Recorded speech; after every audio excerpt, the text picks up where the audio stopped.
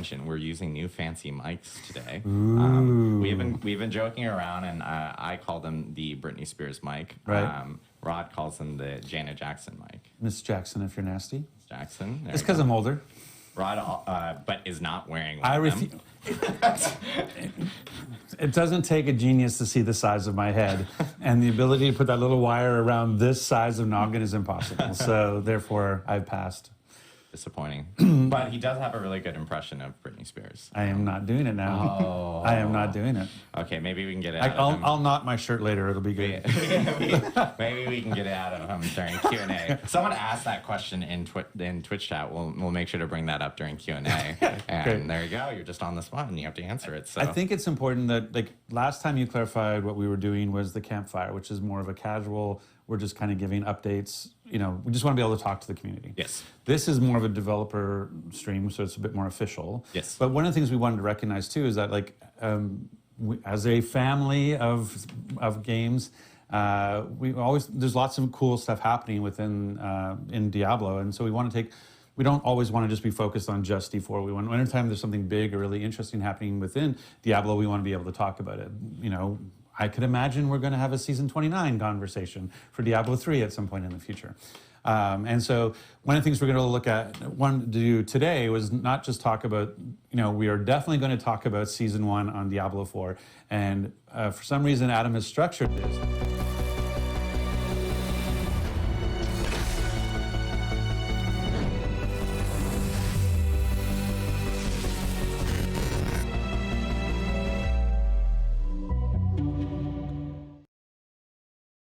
Hallöchen, Popöchen, ihr Süßen. Ihr habt's gerade schon gesehen. Heute gibt's hier ein bisschen Diablo-Gequatsche. Mal gucken, ob ich dann noch ins Game reingehe. Es scheint wohl ein bisschen länger zu gehen, als ich das erwartet habe. Neueste News wegen Season 1, Diablo 4, wollte ich mir unbedingt angucken. Wer will, könnt ihr mitgucken, müsst ihr aber auch nicht. Alles cool. Ansonsten, mir geht's ganz gut. Dankeschön. Nur, dass man hier gerade irgendwie die Musik nicht hört, wie ich mitkriege. Ah, guck an. So, neues Licht ist auch am Start. Ich hoffe, ich sehe okay aus, was die Farben angeht. Ja, oder? Dürfte eigentlich gut. Ich weiß nicht, was sagt ihr denn? Oder, hey, was sagst du denn? Sieht man mich gut? Ist das okay ausgelichtet? Ja, alles gut. Man erkennt mich. Man sieht auch irgendwie hier alles. Das ist mir halt eben wichtig.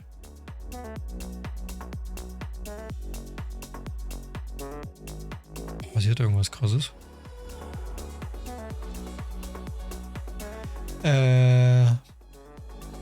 Ja, machen Ruhe. Viel Spaß. Ich gehe mal rüber und hör mir an, dass die hier labern. Humanity is right to fear the darkness. But I am a blood knight, and the darkness fears me.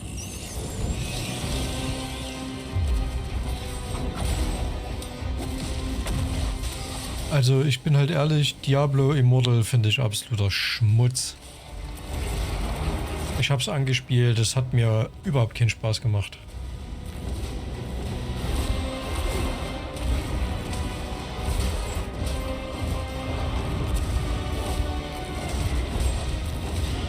Ich weiß nicht warum. Es gibt mir einfach überhaupt keine Diablo-Vibes.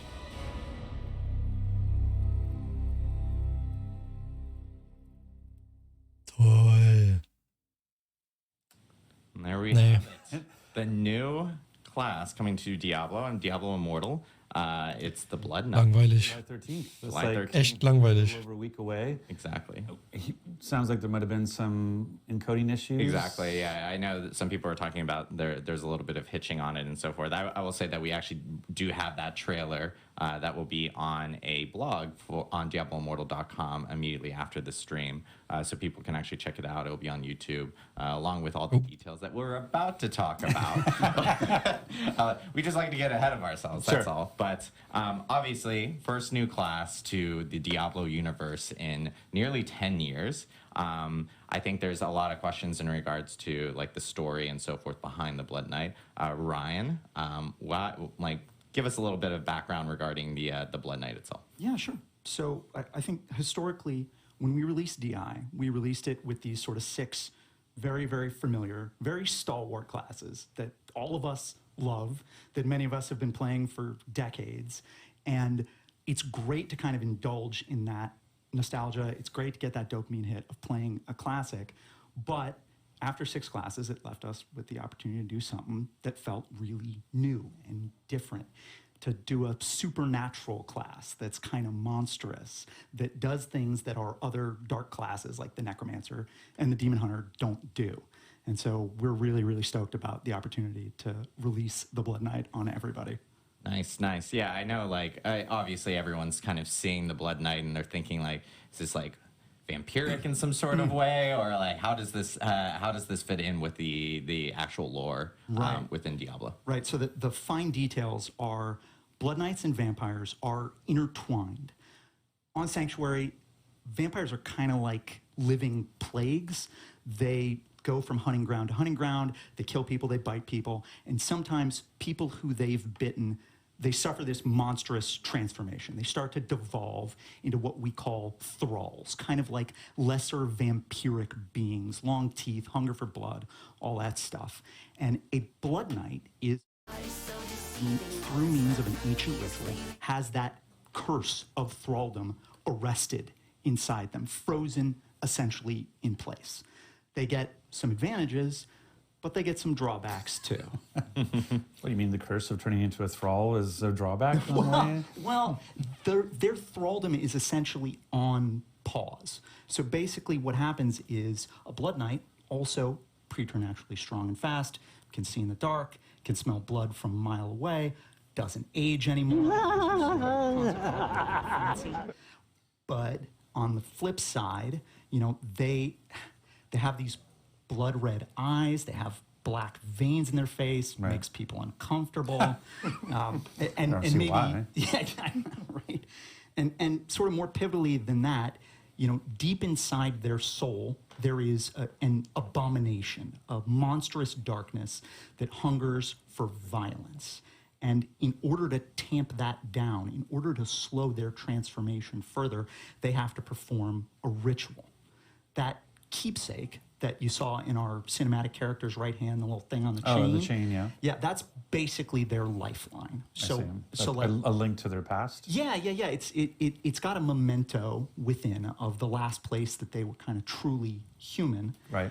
And so every morning, noon, and night, they're doing ablutions with this thing to hopefully continue to keep the darkness at bay. But, it's a process. Right. The ritual, it's hearsay.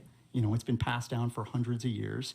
And for basically every Blood Knight, it may fail at some point. All Blood Knights are doomed to one day succumb to their curse. And they don't know if that's 1 day, 1 year, 1,000 years. Could be centuries, right? They're very, very long-lived. What they do know and what they pledge on is that they're going to use all of the time they have left to push back the darkness. And ultimately for them, since that is such an uncertain question, it's really about their inner sense of balance. Can I do enough good to make up for the evil that will rise when I'm gone? I just wanted to give a shout out because we had the art up there earlier, and that art is gorgeous looking. At the same time, they're very pretty. I've been joking about it. I'm like, oh, look, they're so pretty. If you were going to turn into a monster, you'd want to stop. Ehrlich, ein bisschen Musik zu dem Ganzen hier, bitte. Gut, ey. Gorgeous here, and then they turn into the abomination, which is really funny to see. So it's like a complete opposite of what it is. I mean, you mentioned the abomination. I think we saw the Blood Knight turn into this creature during that. So what actually is going on here? Like, this is a I guess Chris will talk eventually about like how an abomination comes to me, but this is basically them tapping into what's inside them to change form. Yeah, they're letting the curse off the leash just a little bit. It's going to grant them extreme power in the short term. This is the Bruce Banner Hulk thing. Yeah, but maybe there's a little anime teardrop there of like, do I come back from this? Right. Okay, got it. Awesome. Well, I know with the Blood Knight, obviously, like, it's new class. How does it fit, Chris, into the like a gameplay style? Like, what if you're playing at Blood Knight? What can you expect the style to be as a person that's actually jumping into Diablo? Yeah, so the Blood Knight is actually a melee hybrid class, meaning there's tons of up-close combat with polearms. However, they have a host of shadow and blood abilities they can use to manipulate the battlefield in their favor. I think the drawback of Blood Knights might be that players that start playing it might feel that their mobility is limited. However, they have tons of legendary essences to help them improve the ability to close the gap on enemies, as well as life-stealing abilities to help them sustain themselves in lengthy combat sequences. Got it. So like in combat more often, close combat, so they're essentially taking more damage, but then they have abilities themselves to actually essentially drain, as we can see, kind of like life from others, essentially replenish their life while they're in combat. The kebab attack, as I like to call it. The skewer. The skewer attack is my favorite thing right now. I was like, so what's happening there? We saw it in the trailer. We see it here as well, is where they're basically able to stab an enemy, smash it around like as if on the end of a hammer. So that's, you're like, Chris is like, yeah, that's basically it. Yeah, It's It's pretty awesome. But it actually has a stun as well, right? It's not just the attack on the one thing that you skewered. It actually it has an area effect. Yeah, so the Blood Knight stabs their polearm forward into the closest enemy, then swings overhead the enemy and slams it into the ground, stunning everyone in a small AoE. And there are also legendary essences that let you lunge forward or actually leap to perform the slam. Oh, nice. Yeah, it's awesome. And then I know, like, of course, with every class in Immortal, they all have different ultimates depending on their primary attack skills and so forth. Like, what kind of two different ultimates can we expect with the Blood Knight? Yeah, I could talk a bit about the primary attacks. The first is Ravage.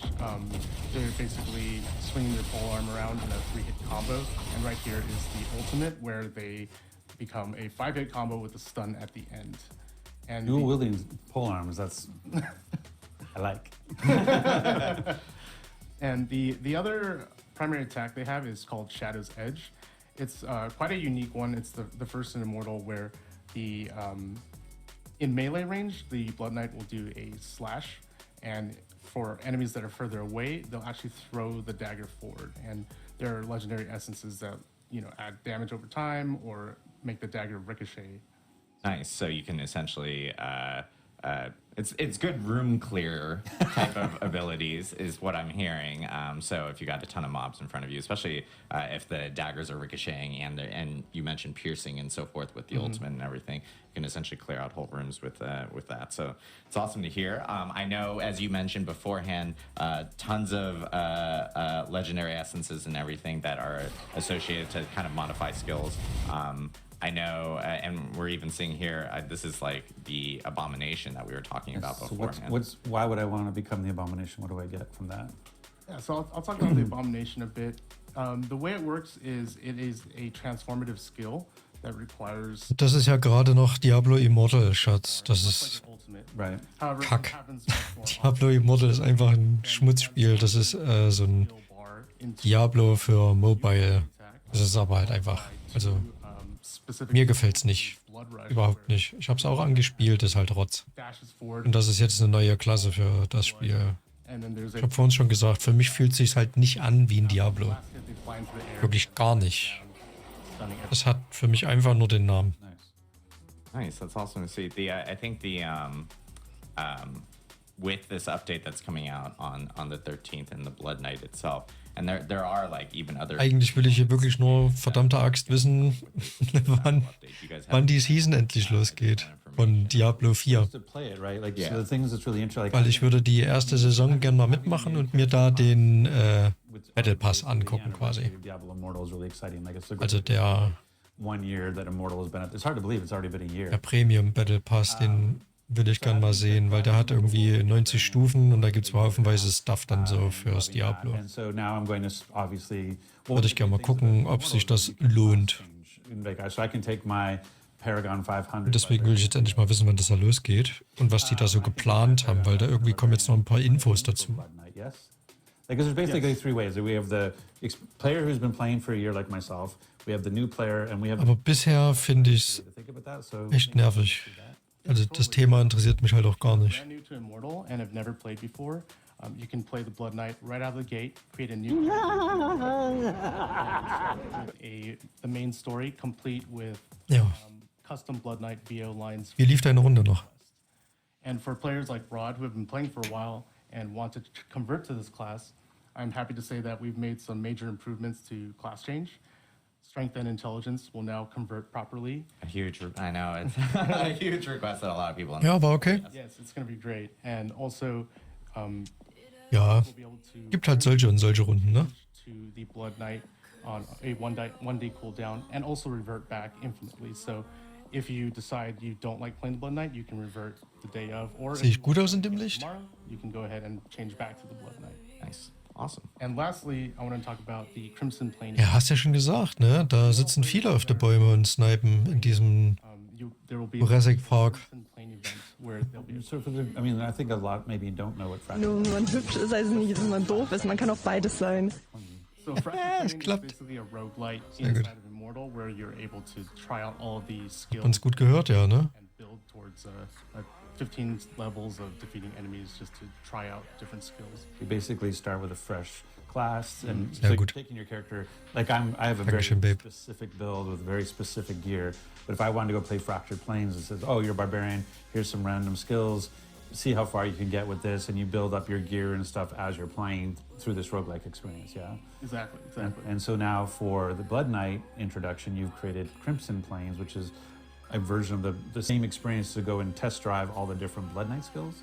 Exactly. So you'll be able to try out different skills and legendary essences without actually committing to changing to the class. So just try it out, see if you like it, and if you do, there's always class change available. Nice. Nice. That's awesome to hear. So we have, and we have other things like I mentioned that are coming in this actual update. I know that for any new player that's coming in, of course, they can create a Blood Knight, how we mentioned beforehand, customize it, and it's completely free. And then, of course, any existing character can do class changes if they want, or they can create a new character if they would like to do it that way as well. But I know we have like a new legendary gem that's going to be. Die sehen halt voll aus, als wären die von Castlevania. Bin ich halt ehrlich. Just other like items associated with this specific patch that'll be A hitting full as set well. of legendaries for the Blood Exactly. Knight too, Yeah, which is and cool. we're actually going to be listing out every single. Weiß nicht, ich stelle mir so einen Blutritter auch nicht mal vor. In our Das ist für mich ein Vampir. after the stream. So you guys can check out the cinematic trailer that we showed off for the Blood Knight earlier on that blog, and of course read all the details about what's coming in this update that is hitting on the 13th of July. Nee, die habe ich noch nicht gemacht. Crazy. Ich saß ja jetzt nicht nochmal am PC. We're super stoked. The cinematic is amazing, by the way. I just want to like. Why are you, for people who Aber ich setze mich vielleicht morgen sogar gleich mal dran. Essentially, yeah, like Go watch it again, please. see it in the Blizzard cinematic. Ist ja auch für Svenny noch den Signature reinbauen. Kann ich dann alles in einem Rutsch machen gleich. Splattered all over some stained glass. It's Diablo, so makes perfect sense. Witzig. Super stoked. So yeah, July 13th, this one's going to be coming out, and then of course, again, check DiabloImmortal.com immediately after the stream. Nee. We'll have a blog up there for people to check out. yeah, Guckt euch die Seite nicht an. It's been a Zehnerschmutz. And I think people who maybe you tried it at launch and haven't gone back to take a look at it, like basically every quarter we do major updates and really change Ah ja, würde ich the gerne. ability to craft set items, the ability Wenn wir morgen noch ein bisschen Sonne auf dem Balkon haben, dann gehen wir raus auf jeden Fall. Bin ich dabei. Stronger and the Lassen wir uns noch mal so richtig brutzeln. And the tower, the clan play, like there's just so much else going on. So it's a free-to-play game. If you want to go check it out, just to see all the changes, like I said, there's been in a year. It's a completely different game in the sense of the different ways that you can approach the content, which is exciting. But hearing the fact that you fully recorded all VO for the Blood Knight for the campaign, I think it'll be exciting to go back and start over. Yeah, it's about 2,000 lines in total. We've got a pair of really, really awesome voice actors, Abby Trott and Ben Prendergast. Absolutely killed it as the Blood Knight. It's just pure haughtiness and bloodlust and action all the way through. They've got some interesting takes on, I was going to say the name of the villain, our Act III villain in Darkwood. Some interesting perspectives there. But yeah, I don't think there's ever really been a better time to re-roll, to start a new run through the main story. Awesome. Well, thank you guys very much, and congratulations. Thanks so much, thank you. Rod. We're stoked. And we're going to be now switching over to D4 content. We're actually going to take like a really short break because we got to swap people in. This room is only so big. And we also need mics off of people and everything. But we're going to be swapping in into our Diablo 4 segment. So we'll be here in a minute or so. Bitte. Wechselt.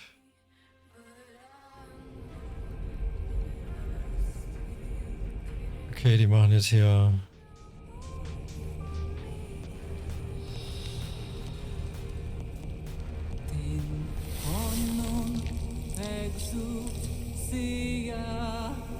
Für die den noch nicht kennen.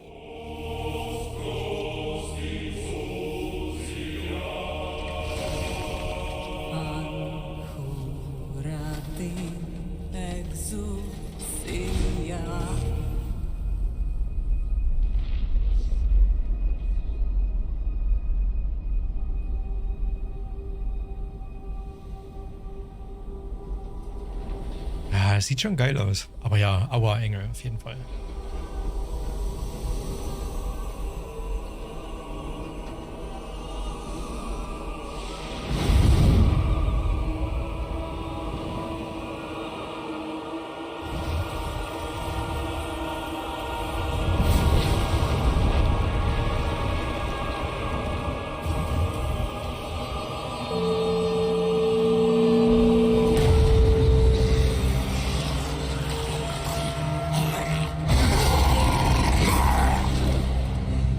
Jo, wieder Herr der Ringe. In his holy name.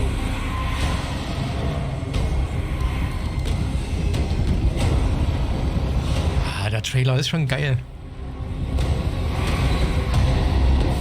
Blessed be the light.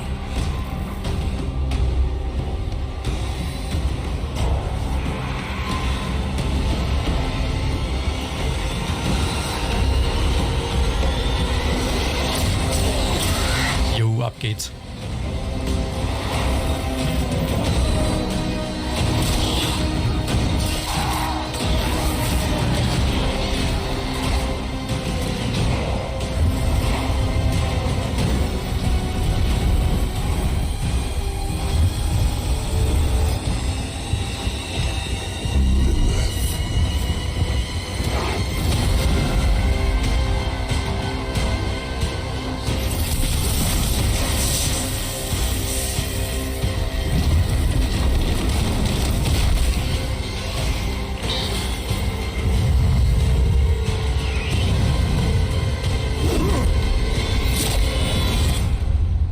I have returned to hell for you.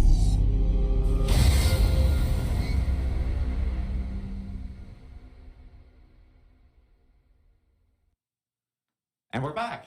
Yeah, ne? Das ist ein krasser Trailer. Hello. That's going to be my intro for everything. Nee, den hatten wir nicht geguckt. Wait, Well, you are technically back. I mean, you were in other streams and other times. correct. I'm not back. I'm new. Oh, yes. Yes. Tim is new.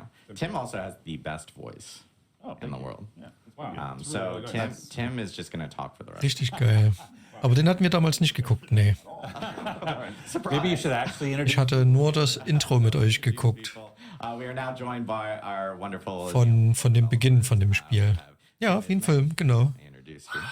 Hello, Tim Ismay. I'm. Deswegen, was diese Cinematics angeht, liefert Blizzard bei Diablo eigentlich immer ab. I say that because if you ask me Richtig questions gut. outside of the season's context, I have no idea what's going on. And you said plural. He said Wait, plural. there's more than one I- season. I'm Tim? trying to More build more than than one one. season. There is more than one season. That's going to be we're revealing that. Or that's job security right there. I'm actually just asking for it. Wait, we're supposed to be thinking about job security? And we have Oh, a yeah. familiar face. Joey P. Yes, I'm Joe Parpora. I'm the Associate Game Director for the live service, and I'm excited to talk about Season 1 today. Yes. Last. But first. But first. Oh, but first. That's right. Because Adam has built everything possible to talk about except the season. Right. You can never start talking about seasons until we talk about something else first. But there are cool things to actually talk about. Correct. We, obviously it's been a little over a month since Diablo 4's launched. It's only been a month. Is it? Well, if you include No, but you're right. It is. Yeah. Like I always, the amount of feedback we get about like, hey, this thing, and you're like, it's been like 5 weeks. Like, Exactly. give us a second. Exactly. So, it has been. Ja, wenn man so drüber nachdenkt, ist ja auch ein Monat noch nicht lange, ne? wait, how did you guys get a season done in 4 weeks? That's incredible. We started it well before the game launched. That's smart. We actually released it. We're extremely good at our job. Wait, so you I don't want to get in started the weeds, before the everybody. game I launched? don't want to get in the weeds, everybody, but like we did start before the game launched to make sure that we could actually release. I thought you were just going to say something. zombies are really easy to make, and so therefore it was. Yeah, oh my obviously god. that's what it is. Okay. Also, people are saying that your mic is low, Mr. Joey P. My mic Yeah, is low. so I don't Okay, know if I'll bring it in a little we'll bit. fix that. I promise. Live broadcast, everyone. I Live can broadcast. project everybody. Yeah, That's he what's can- going to take. He can start screaming. Just scream at everybody. And you haven't seen Sorry, I Joey P interrupted. scream. So you, Sorry. you're talking about the 5 week. I was just shocked by the 5 week thing, but anyway. So yes, it's been so 5 weeks. obviously it's been 5 weeks since we launched. We've had numerous updates to the game, hot fixes, patches. We actually had a campfire chat in between where we talked about even a big update that was coming before season 1. 13-page. Yes, patch 13 notes? page. Which people are like, well, that must have been like 14.5, double spaced. And I'm like, maybe it was. But it still was very big. It was like 11 pages and it went on the actual site. But we've addressed a lot of feedback and everything related to the game. We still have more feedback that we're actually going to be addressing. And I will say that later this afternoon, there is going to be another patch, Climb patch, surprise, spoilers, or announcement. We will have patch 104. That's going to be hitting all platforms later this afternoon. There will be patch notes posted this afternoon. Very much not as chunky as 103, but it does address additional Ja, hübsche Szene. and issues that Finde ich. people have been reporting over to us You got in the actual one? patch notes. Zumindest die obere Reihe. Come on, I- put your I- hands Die up. untere sieht man ja nicht so. Do I actually have this printed out? I don't think you can say that 1.04 is coming this afternoon and not give an example. Hat er, ne? of we're fixing in 104. I know that they are actually doing a gameplay fix in regards to, or a gameplay adjustment to Helltide Chess, so that Helltide Chess will now actually drop unique items. Yeah, have the chance to drop unique items, but yes. Sorry. Have a chance, not like a guarantee. So Yeah, it's yeah. relaxing, Now, right? now that's quoted, and I'm just like, Yeah. but So that's okay. That sounds stupid for me as the GM to go like, I thought they already could drop uniques with Helltide Chess, so I was mistaken there. Yeah. It's so there are some content types that the rewards are not dropping like unique items from it. So like like Whisper bounty caches, for example, don't have a chance to drop unique items when you turn in for those. Didn't know that either. Yeah, but I think that there's opportunities for us to continue to like try to expose this more as we talk about these things moving forward. But yeah, this is an opportunity now. We want to make sure that when players are trying to target farm for certain kinds of uniques for their builds they need to grab in order to bring those things online, that those Whisper caches really can be used as a way to or not Whisper caches, the tortured gifts you can get from the Helltides events. Those are really good opportunities to go and try to go for those. And that's this afternoon. So once 104 goes out, once your uniques can drop in. That's Helltide right. Chess. That's right. That's this afternoon. Yep, and I will say, like, we've been getting, like we've mentioned, I think, many times already in this stream, we have been getting a lot of feedback related to bugs, issues, or even just, like, general gameplay feedback, and it's something that the team has been reading through and getting through, and those are things that, obviously, we're addressing as we get through all these different updates in the future and everything. We're building a big backlog. Like this is the thing I was making the joke about. They started before, like seasons started before we launched, just to try to set expectations. Like we're moving as fast as we can, but we have to move also safely because if we move too fast, we can kind of vibrate the game out of stability. And so we're trying to be as reactive as we can, but in a safe way, and knowing we have a large backlog of. Season 1 was already well in flight, and Season 2 is also very much well in flight. And so we're trying to make those adjustments. So we hear the feedback, so please don't take the lack of instantaneous response as in we don't hear you. We hear you. We hear about, I want to lock my inventory. We hear you about all the different types of things that you're giving us feedback on, and we appreciate that feedback, and we're doing our best to address it as quickly and as safely as possible. So, so just trying to manage expectations that sometimes it might feel, but again, it's only been 5 weeks. This is a game that we are going to, we're going to support for years to come. This is a foundation of, we said the launch was the beginning, not the end. And so we're going to be continuing to support this game through many seasons and through expansions and what have you. And so please just allow us some time to catch up and work through our backlog to get to those items that we know that you care about. And I do want to note that we're, as we were in preseason, we were. Also ich habe mit sowas ehrlich gesagt kein Problem, ne? Wenn die sich ein bisschen Zeit nehmen wollen, um ihre Pläne gut umzusetzen, so dass es halt auch spielerisch dann Spaß macht und auch Sinn ergibt, denke ich mir immer, ja, dann nehmt euch eure Zeit. Na, also das verstehe ich, weil ich sehe es genauso. Ich meine, das Spiel ist jetzt seit 5 Wochen draußen. Also 5 Wochen, das ist halt ein Scheißdreck, ist da?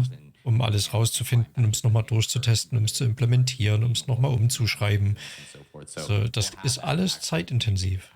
And people then know what to expect going forward when we do have different updates or different patches that actually do I think it's really important that we have now talked about things we did in the. Und ich meine, die Leute, die warten seit, keine Ahnung, 10 Jahren auf Star Citizen.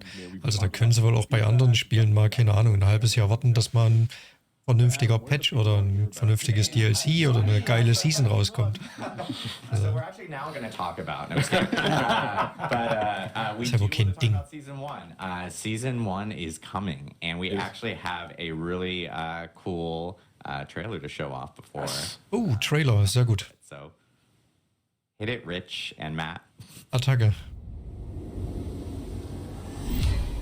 Also jetzt der Trailer zu Season 1 bei Diablo 4. Because although a great evil is receding from Sanctuary, a new festering curse now spreads its corruption across the land. More dangerous, more malignant than I could have imagined. I have found a way to stop this plague, to rip the dark power of these monsters from their very core and turn it to our advantage in destroying them. Müssten mal fragen. But I cannot do this alone. My allies have fallen. My strength is dwindling. The malignant are relentless and without mercy. I need help. I need you.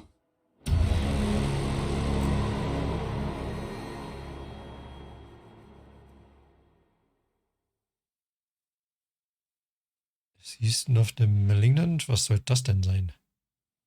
Am 20.07. geht's los, okay. Season of Diablo 4 coming out on July 20th. The Season of the Malignant. Lots to talk about there. So we're actually going to jump into it. No, I'm just kidding. Ja, bin ich wieder. But obviously, a lot of people want to know what's going on. We even teased it on social media yesterday where something was corrupting Sanctuary. I guess Tim. Ich fand das gerade ziemlich cool gemacht, wie die so diese Kameraden in verschiedenen Szenen haben so dann verschwinden lassen, dass man sieht, die haben ihn halt Weile verfolgt. So. After the events of Diablo 4, so after the redacted and the redacted have happened and the player has finished redacting the redacted, once all that's out of the way, that's when things are really going to kick off in the world of Sanctuary, kind of step off from that point. And there is a new threat that's basically emerged in Sanctuary. There's this malignance, there's this corruption that's begun to spread throughout like the hearts of the creatures throughout the world, and that's everything from like beasts to humans to demons themselves, everything in between. Can be corrupted by this malignance as beginning to take root and fester inside inside people. And it's basically kind of like it's changing them, right? It's turning them into these bloodthirsty fiends. Effectively, they're going out and trying to destroy everything. And it's threatening Sanctuary at a very, very, very high level. The player is going to come across a new character that they're going to introduce to over the course of the season named Cormand, who we actually saw in the trailer there. Cormand is, there he is. Cormand is an member of the Cathedral of Light. He used to be a priest of the Cathedral of Light. And he's taken it upon himself to dive deeper into this new malignant threat that's risen over the course of these days following the events of Diablo 4's main campaign. But he's finding himself maybe a little out of his depth. You say, Tim? Like, what do you think about Cormund? Yeah, he's trying to fix the problem on his own, and then I think when he's not 100% successful, he comes to the player and says, "Hey, you were really helpful in the past. Could I get a hand from you?" So that's kind of where things start. Yeah, he's very. I think that if he's a person, everything in the room is on fire, but he's sitting there like, "I can fix it. You know, we can find a way to solve this, right?" But he's a great new character the player get introduced over the course of the season. But that's really just where things kick off. You know, and players will start the season of Malignant actually in Kyovashad, and they're going to gain access to the beginning of the story of the season pretty much right away. You know, so you're able to start right at level 1, like jumping out of the gate and be able to start like following the thread. Ich glaube, das sind alles Amerikaner. And we're going to talk about the transition from the current Eternal Realm into the season afterwards. We're going to get through the season information first. Yeah. Well, then I know people are really curious about what happens to my current character. How do I think about that transition? But we'll get to that after we get through the season details. Yeah, that's absolutely right. So that's the kind of the high level, like what's happening in the That's world the of theme, Sanctuary. right? That's the theme, we have a seasonal theme with a seasonal story, but like what about the mechanic? On top of the theme, there's usually the seasonal mechanics. So what's the mechanics that we're looking at? We're trying to add more stuff to seasons that appeal to everything that a player does in Diablo 4. So we are adding story, the elements of what you're going to find out about what is actually happening to Sanctuary, but then we want things that are new challenges for the player, things that you can fight that maybe you haven't fought before, as well as new powers, things that you can build your character in a different way, a different direction than maybe you did in any previous season, or in this case, in the preseason when you had just the Eternal Realm. So hitting all Ich glaube, Blizzard ist auch wirklich eine reine amerikanische Firma, glaube ich. Where does the Malignant actually show up? Also gegründet Amerika komplett. When you're playing in the world of Sanctuary, anytime you encounter any elite monster, there's a chance that it will spawn as a malignant version of that monster. So that malignant version is going to have these growths on it and some additional power.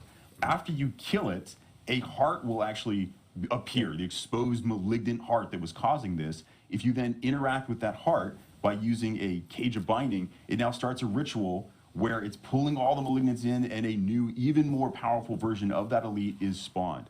Why would you want this? How does this help you? Well, if you can manage to beat that even more powerful version where you see these other minions are now helping it, these other malignant creatures, now it drops the caged heart. You've actually put all that malignant power into this cage that is an item that you can use that is kind of like a gem. It's like a gem in the sense that you can socket it into gear. It is very much not like a gem in the sense that it has an enormous amount of power.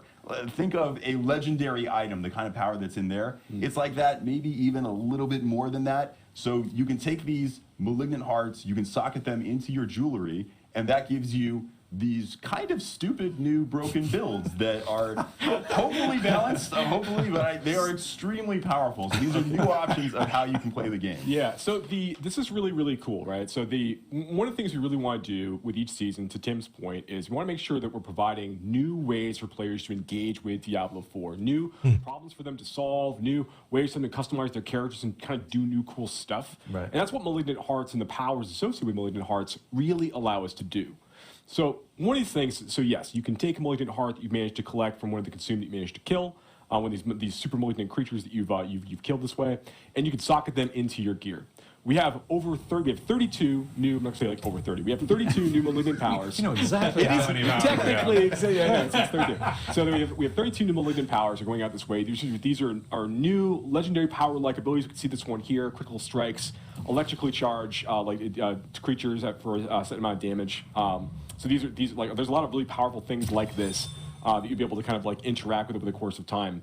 But each of the malignant hearts you're collecting are actually like a category. They're associated with a color. So if brutal hearts, for example, or like have a blue color to them, and they'll only go in infested sockets you'll find on rings and jewelry during the season of the malignant of a matching color. I see. So when you're hunting for when you're finding new amulets and rings or gambling at the Opal's vendor, whatever it is you want to do, you're kind of looking for specific socket colors. Or if you're getting a unique ring from the new Helltide chest rewards as you're playing from the one. That's right. If you happen to luck out and get Mother's Embrace because you need another Mother's Embrace, then yes, you can absolutely. One will never do.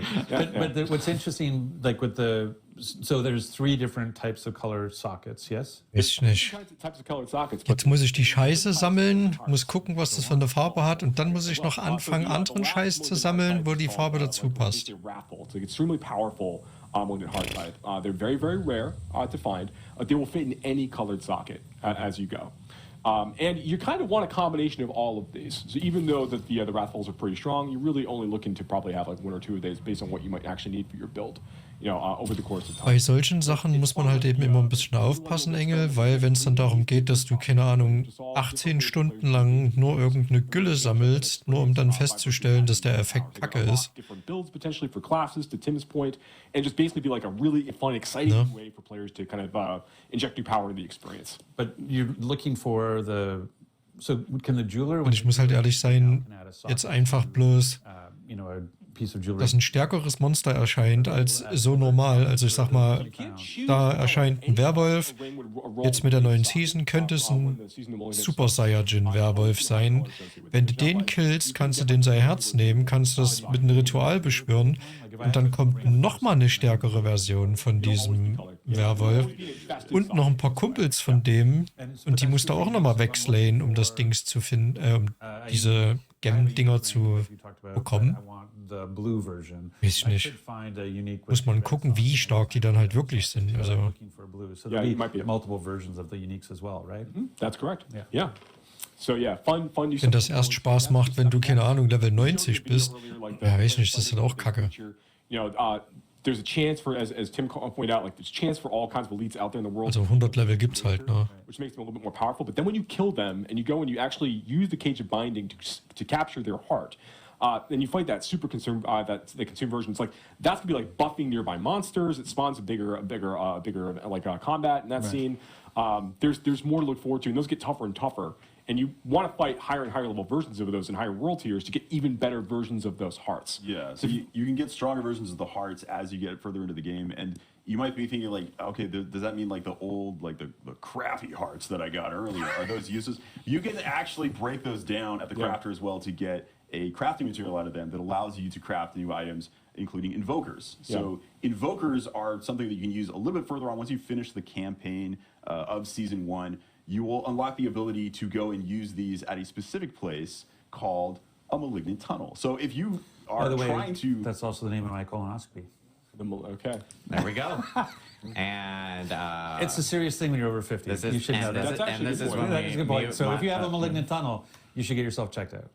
So in the world of Sanctuary, when we say malignant tunnel, we mean, hey, I'm a player and I actually want to get more of these hearts, but it's just a random chance on elites out in the world. Where can I intentionally find more of them? There are these malignant tunnels. So there are actually places across the world where the malignance is manifesting in these new dungeons. So if you specifically want to go find more malignant hearts, you can hunt down these tunnels. Yep. You can go in and, hey, there are more malignant there. So there's a higher chance of finding malignant monsters there.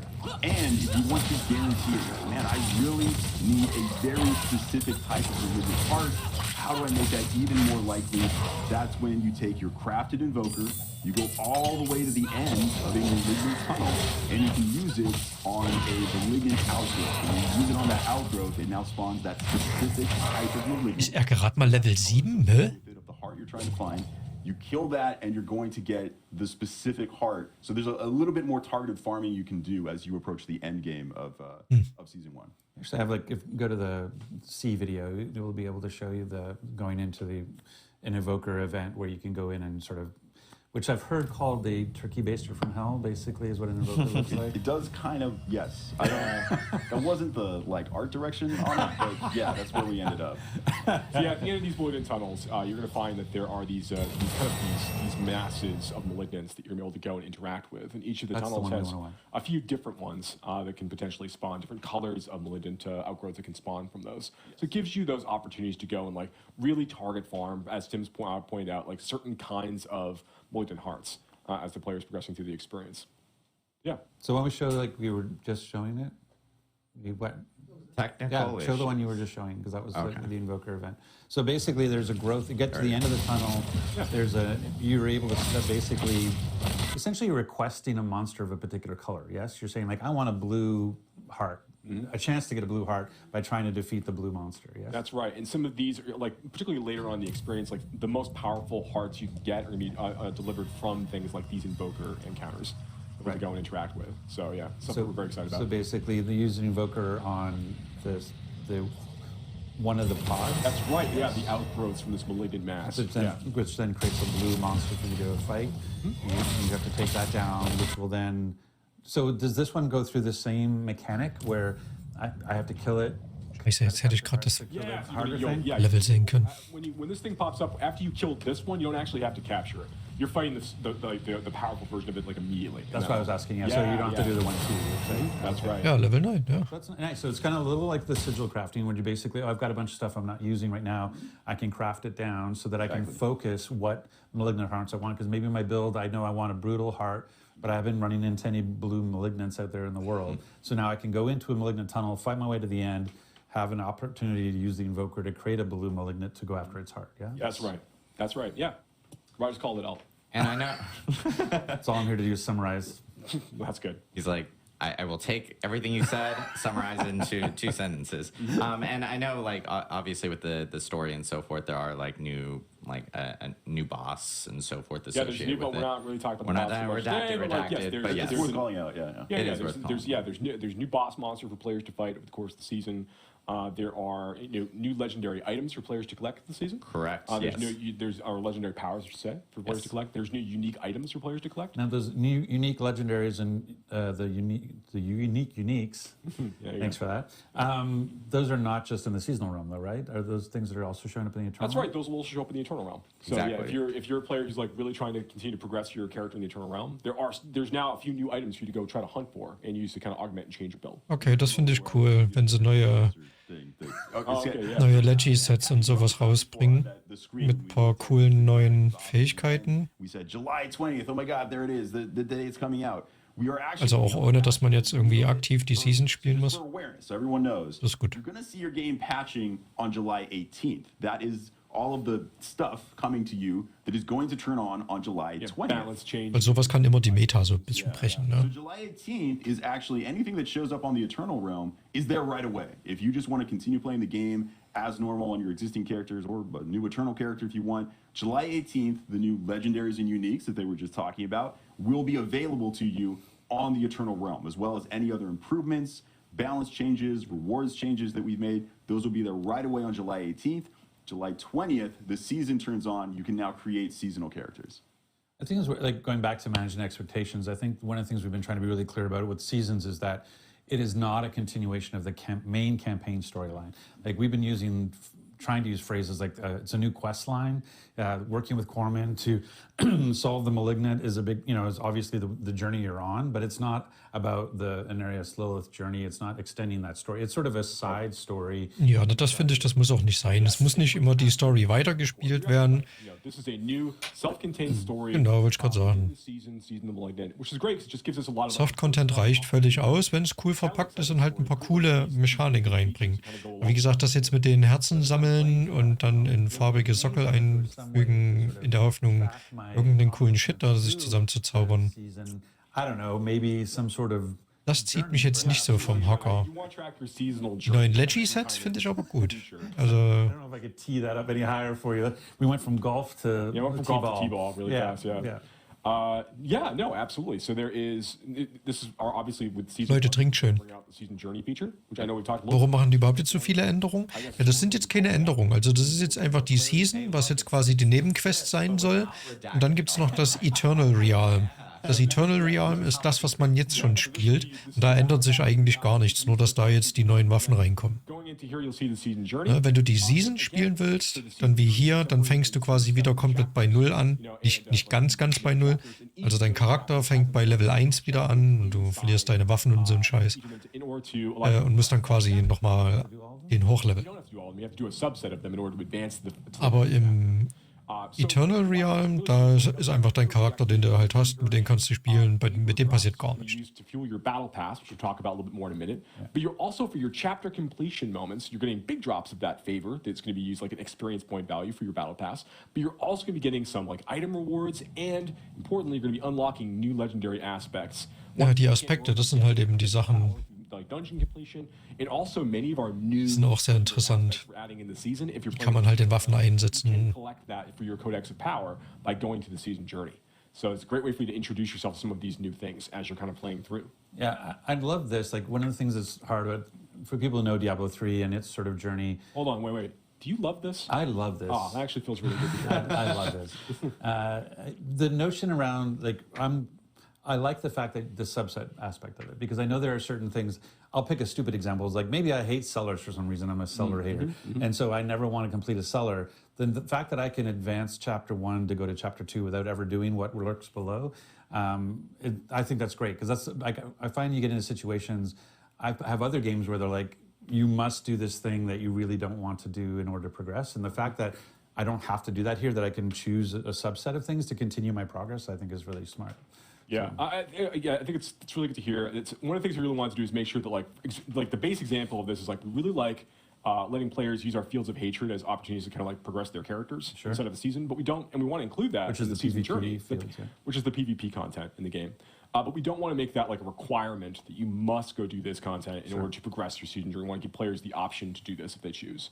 One thing I do want to call out here as well with the season journey, and I think you're going to call it out in some other places, is that it can be confusing to players initially that you go to this battle pass screen, you click on the season journey button.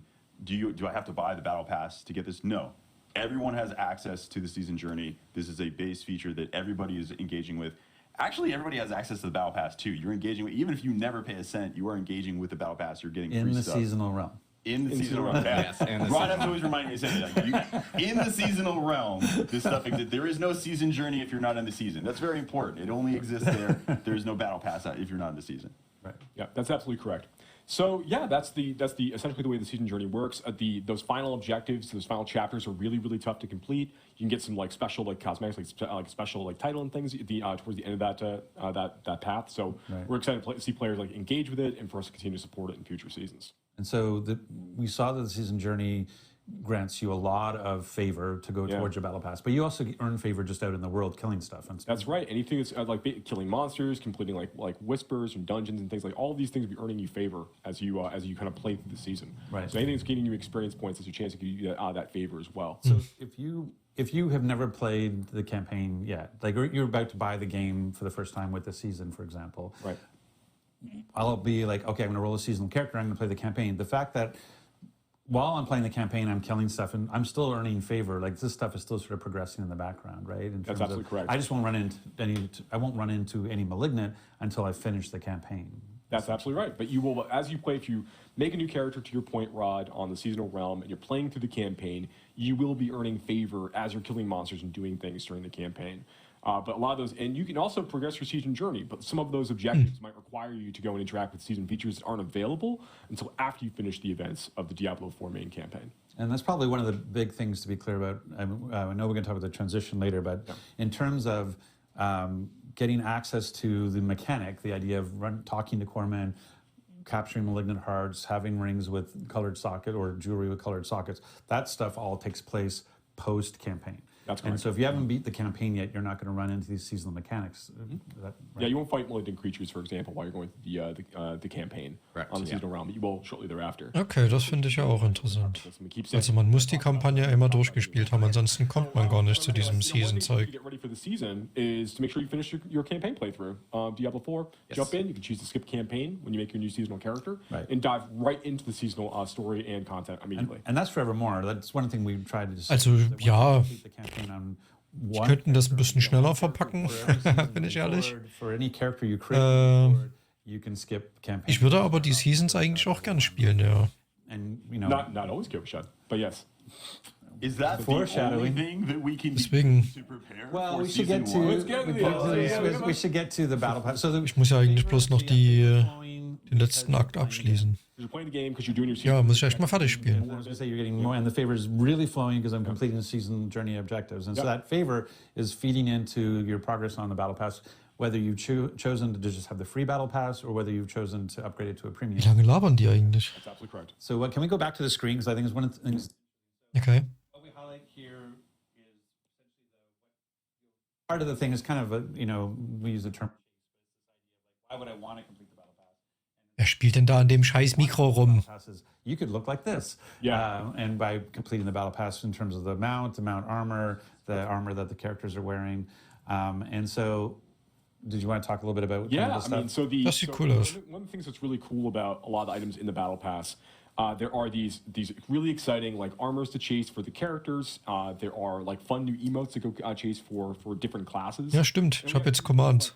Like what we're showing off here, like the Artisan's Tunic. We have some things that are like these. And this is actually one of our free cosmetics. Actually, is this the things are like a little bit lower fantasy that we can use to kind of like role play different kind of themes out for your characters, just give you more options. And we have like our bigger stuff like this. Like this is like the Awoken Cold Iron stuff is like some of like the like real chase armor cosmetics that exist at the end of the. Denkt man das gar nicht, oder, dass ich so ein Süßi bin? One of the things that, like, if you notice Doch, bei dir weiß man, dass du so ein Süßi bist. the helmet is that one of the big things about the battle pass is that unlike the shop, the battle pass, all of the cosmetics are class agnostic. So we have a preview for all 5 classes, so you can see what it looks like on a barbarian, what it looks like on a druid, what it looks like on a necromancer, and those sorts of things. And that's one of the nice things about the battle pass is everything. Was ist der Typ? Class agnostic. Yeah, for those transmogs. The exception is the transmog weapons. There are transmog weapons on there that are class specific, just because classes can only equip use certain specific, weapons. yeah. So if your class can equip that weapon, then you have access to it. Just to reinforce, I think it was already expressed, but there are lots of free things on the battle pass. If you pay to upgrade it to the premium battle pass, what you're Das getting Pferd fand ich wirklich. are a bunch of additional cosmetic things. Yeah. So the only thing you're getting access to by paying is that additional cosmetic unlock. So there's really, really cool stuff, some on the early end, and then especially on the tail end of it, that's what you're buying into. But the free version. Keep going. I'm getting ready to transition. Okay. The free version I know where I want to go. Still has some very cool unlocks. And anything related to, well, you wanted to talk more about blessings, right? Well, that's what they're saying with the free side. Like, so we were saying there's 27 free tiers in the battle pass, and part of those 27 free tiers are smoldering ashes that you can get based on the level you are in the game and that you've progressed with favor.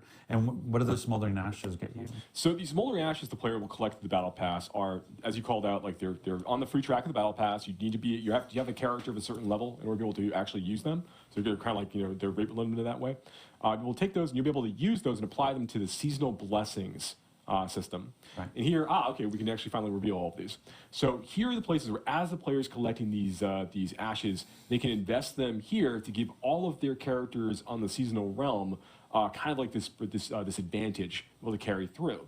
So whether that is like bonus to like XP earned from monster kills, like we call out here, or things like boosting the duration of all elixirs that you're using over the course of the season. Right, and you can looks like, I'm assuming that, I don't know if it's linear or not, but if I would assume it was linear, I can do it 4 times at 15%, so like 60% duration on elixirs, in terms of that particular, the earn or prolonging. That's right. Yeah, we want to make this just be an extra little fun little thing for players to chase as they're going through the season to kind of, help them like boost their characters up a little bit more quickly as they kind of get deeper and deeper into progression to the season and give them a few different advantages to play with while they're playing through. So if I were to max out with my smoldering ashes, they're like a. Ich frage mich nur gerade, wenn die das hier so wollen, ne? Also das spielt ja gerade darauf hinaus, dass ich mit einem Charakter die Season-Scheiße mache, diesen ganzen Kack hier sammle und dann für weitere Charaktere, die ich in der Season spiele, halt diese permanenten Buffs bekomme. Aber wie lange wollen denn die denn so eine Season laufen lassen? So wie ich gehört habe, soll die doch immer bloß so 3 Monate dauern. Ich mache doch in 3 Monaten, renne ich doch hier nicht rum und bringe 5 oder 6 Klassen immer auf Max-Level und versuche dann hier irgendeinen Firlefanz für die zu starten. Oder verstehe ich das gerade falsch? It doesn't actually unlock until you get to the level requirement. Yeah, for example, like the first ash that you unlock in the battle pass is, I think it's tier 8. Das sind dann halt so Sachen, die ich mich frage. Zählt das dann auch für weitere Seasons? Also bleiben diese Buffs dann erhalten? But immediately, like, you need to continue to progress your character and continue to level up, and then you'll be able to use that accordingly. Got it. Yeah. Okay, so I kind of do my little summary thing. So basically, what we said, so we have a seasonal theme of the Malignant, which has the mechanic of capturing malignant hearts and putting it into jewelry. We use that to complete our season's journey. Our season journey is rewarding us favor. Our favor, we're then putting into the battle pass to get really cool cosmetics and transmogs, but also based on our level and our tier in the battle pass, we'll get Smoldering Ashes. We can use those Smoldering Ashes to apply a Season's Blessing, which allows us to use those urns and get sort of perks for during just this season that we've unlocked. That's correct. So the free person's experience, if you never want to pay a cent, you are still getting a lot of power out of the season journey and the free aspect, the free unlocks on the battle pass. So this is kind of an increase in power for everybody. And then if you want to spend money, just reinforcing that, that's unlocking more cosmetics. And don't get me wrong, like they're amazing cosmetics. I am planning to pay to unlock them myself. But there's no power that comes from them. They are transmogs. They are not actual items. It's just a transmog you can place on your armor to look cool. They don't actually cause things to light on fire. Yeah, it's just reinforcing what we had talked about before, like even before launch and so forth, is that the battle pass itself, anything that if you do pay for a battle pass, all the paid items are going to be cosmetics and for you. It's no pay for power. And if you bought the deluxe or the ultimate edition, you already will have an ability to make that a premium battle pass. It still doesn't. So that's great for them. So then let's talk a little bit about the transitional side of it in terms of how I go into this or what happens. So there's a couple of different things. There's like, one is like there's a need. So there's a question. I guess we should talk about renown. Like one of the big things that we hear the most about is, hey, I spent a lot of time, and I know I did too. I completed all my renown objectives. I've got full everything.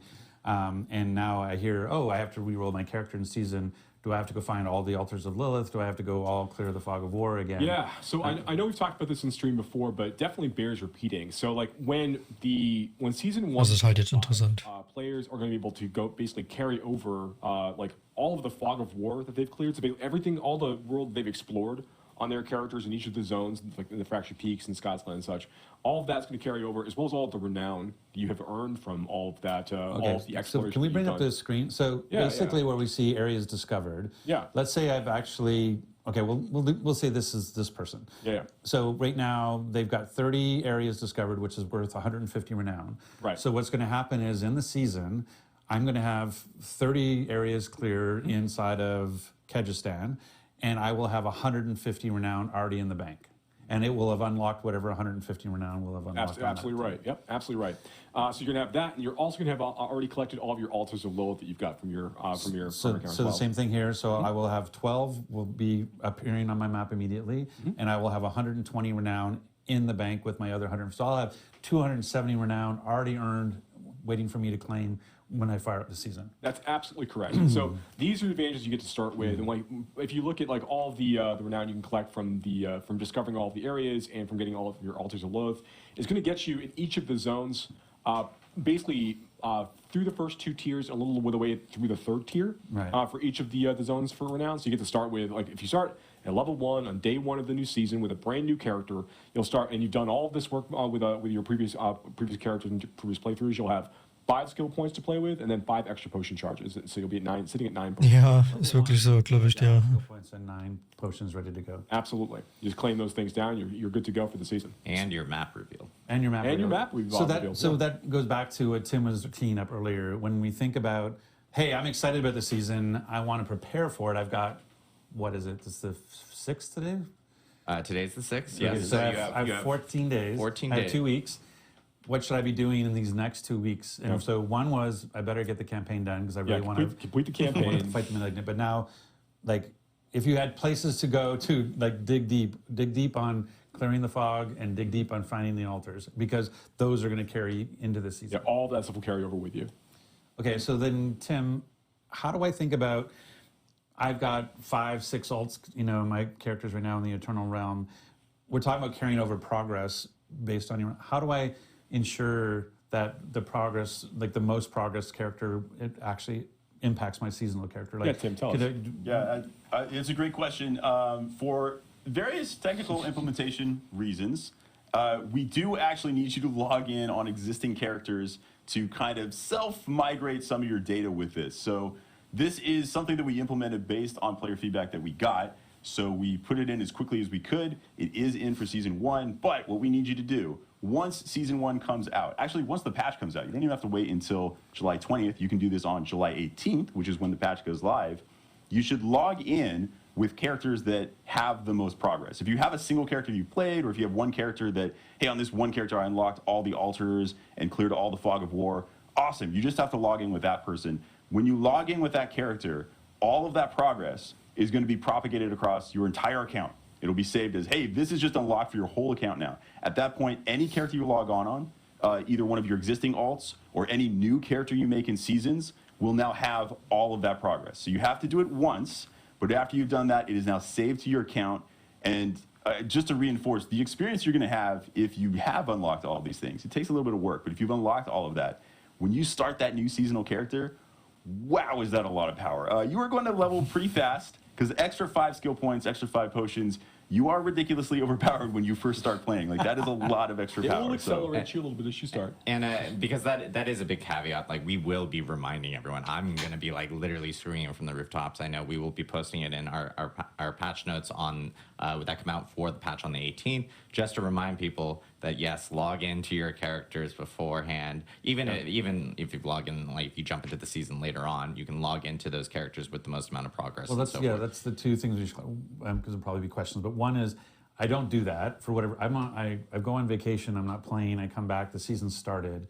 I can still log in my Eternal Realm character and have all that progress brought to the season, yes? Yes. Even after the season started. So it's not like, oh, you only have 18 to 20 to get it those 2 days. It's there forever. Functionally, from this point forward, anytime you ever log in on a character, it will just check, like, hey, does this character have any progress that's not already credited on your account? Cool, I'm now crediting it to your account. Right. And so and that's for the seasonal. So if I think about the Eternal Realm, like 4, 3, 2, 1, go! Level up, level up, level up, level up, level up, level up, level up, level up, level up, level up. Hey, Svenny, vielen lieben Dank für deinen Sub im 16. Monat. Du darfst hier Bier trinken und so, ja klar, mach doch. Log in my necro, and all that progress gets put to my account. When I go to log in my Sork next, even on the Eternal Realm, my Sork will now Aber nicht besoffen sein. progress that my necro. Correct, absolutely. Und nicht kotzen. Wer kotzt, macht selber weg. Okay? Ich habe das schon verstanden wegen 16. That's true, actually, yeah. Klug. So you've got like 2 characters you play. Like one has done everything in the Fractured Peaks, has uncovered everything in the Fractured Peaks, and has uncovered like all. Kannst ja mal Ausrufezeichen klug eingeben. Everything in Scott's Glen has unlocked like all the fog of war, has found all the Lilith. If I log in on my Fractured Peaks character, and just by doing that, all of that credit will now be transferred to my Scott's Glen character. When I log into my Scott's Glen character, Wenn man hübsch ist, heißt nicht, dass man doof ist. Man kann auch beides sein. at that point, all of the credit of the progress I made on either of those characters has been propagated to the entirety of my account. So sieht's nämlich aus. It becomes an It's not just like it's and. It's not like the one account that has the most. Wie geht's? Stuff, and then I want to log in that one. No, you want to log into every. Alles account gut? that have like tons of progress that they've made in different directions. Ich überleg halt jetzt einfach anzufangen. Again, hey, let's talk about managing expectations. Some of you might be saying, like, wow, that sounds a little clunky. And I think the point that Tim was trying to make was, hey, prior to season 1, we had actually talked about that you wouldn't have any renown progress carryover. You would have to go find the altars of Lilith. You would have to go clear the fog of war. Like, the original plan when launching the game, or prior to launching the game, the original plan was that there was no transition of state from the Eternal Realm to Hey, ach, die labern jetzt so bescheuert halt über diesen ganzen Dings. Ich habe das jetzt schon soweit verstanden. Der Rest interessiert mich eigentlich nicht so. Ich hätte auch kein Problem damit, alles nochmal neu anzufangen. Und nochmal neu rauszusuchen. Deswegen, ich denke, ich gehe da jetzt wirklich rein hier. Reicht das Gelaber. Kino-Event war gestern echt mega. Was habt ihr denn geguckt? Also was ist denn hier Kino-Event?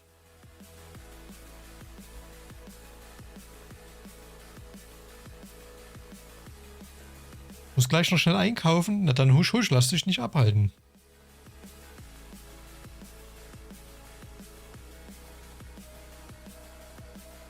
Essen, trinken, alles wichtig.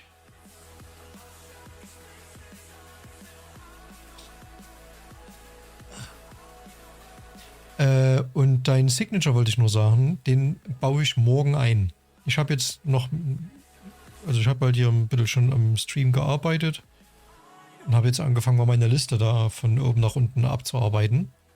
Morgen kommt dein Signature mit dran.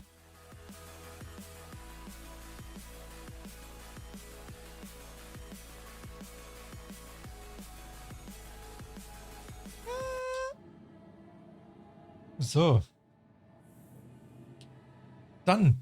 Xian. Los geht's. Rinder. Und nicht vergessen, immer schöne zustechen. Gucken wir mal, ich weiß gar nicht mehr. Hatten wir den dritten Akt jetzt wirklich schon abgeschlossen? Nee, sind wir noch voll da. Sprecht mit Lorat am Eingang der Schlachtergrube. Wir müssen durch die Höhlen reisen, um den alten Fluchttunnel zu suchen, den Oyun beschrieben hatte. Wenn wir ihn finden, sollte er uns in den Tyrannenpalast führen und zu Elias. Singen in the Rain und anschließend haben Klängern und Tinendo im Kinosaal live eine Podcast-Folge aufgenommen. Ach, das ist ja cool. Super cool. Klingt wirklich interessant.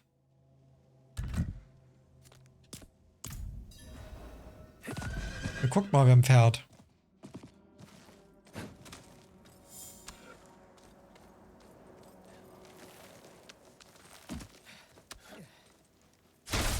Ja. Ich muss noch mal kurz gucken. Ja, LT, RT. Oh, ich habe hier einen Punkt, sehe ich gerade. Ah, stimmt. Ich musste mir nebenbei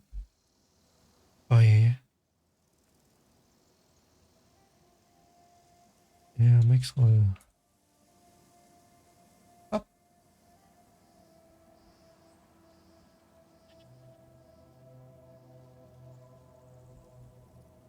Hast du was reingeschrien? Dass du sagen kannst, ja, guck mal, das bin ich gewesen.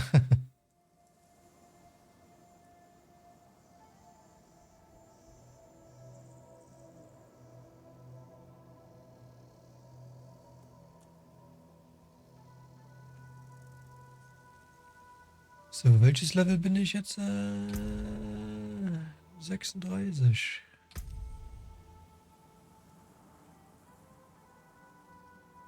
So, bei der 36. Cursing Currents. Habe ich das nicht schon?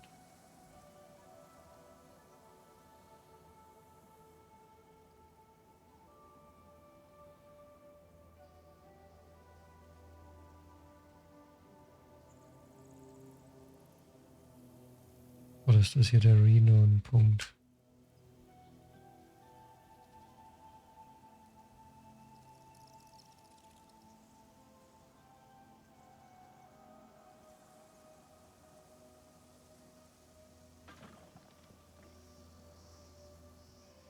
Ah, na, da bin ich ja mal gespannt.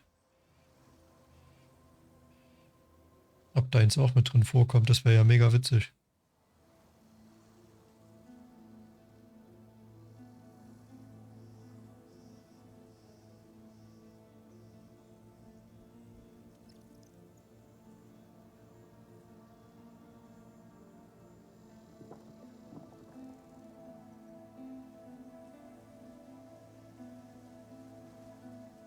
Die sagen mir das ja einfach nicht. Ja gut, dann gehe ich da einfach nochmal rein. Cursing Currents. Das hier, fließender Strom.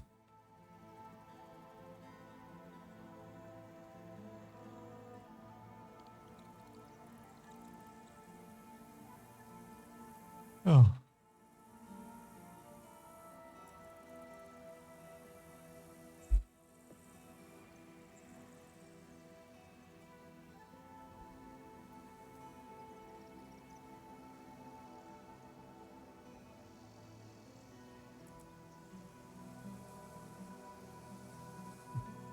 Jung.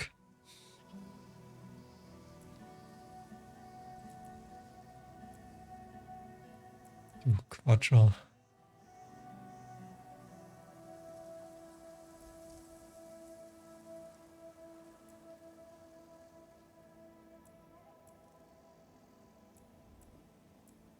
Tja. Wo habe ich den Punkt jetzt hier rein?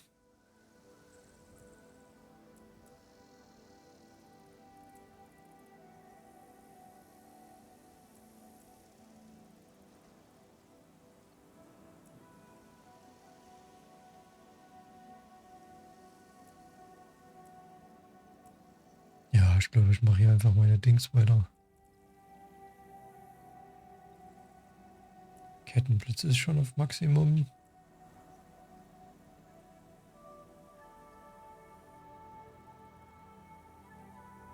Habe ich auch schon gemaxt.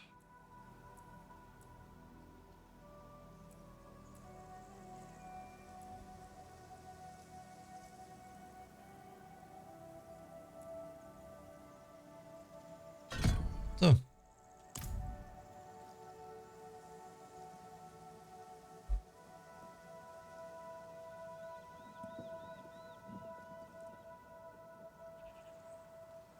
Ja, ich finde auch beim ersten Date ist Kino nicht so eine gescheite Wahl. So Leute, wundert euch nicht, ich muss mich ja erstmal wieder einkämpfen. Wie gesagt, offline spiele ich ja den Necromancer oder eine Necromancerin. Muss ja erstmal wieder warm werden mit dem jetzt.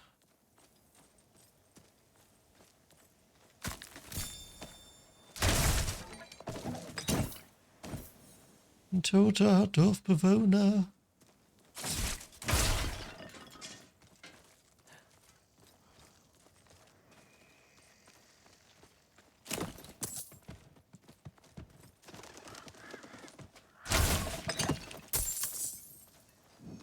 So, Lorat. Während ihr in der Stadt wart, habe ich über Elias Pläne nachgedacht. Welches der geringen Übel er beschwören will. Was er Gulran antat, ist ein Hinweis. Er hat es in Blut getränkt. Das bedeutet, sein Ziel ist wahrscheinlich Duriel oder Andariel. Was macht das für einen Unterschied? Duriel ernährt sich vom Schmerz des Leibes. Andariel bevorzugt die Qualen des Geistes. Wer auch immer es ist, sollte Elias Erfolg haben, werden viele weitere Städte Gulrans Schicksal erleiden. Wir können nur noch hoffen, dass er die Beschwörung noch nicht abgeschlossen hat.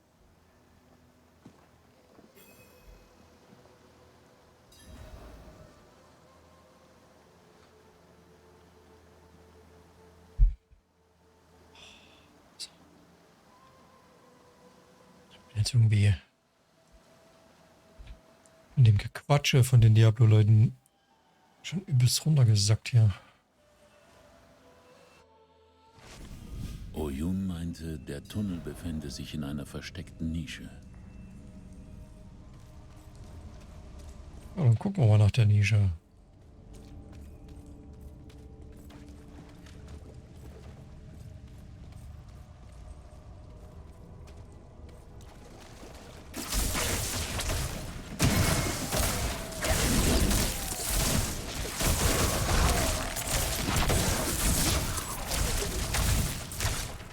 Ich brauche Zeit für die Vorbereitung.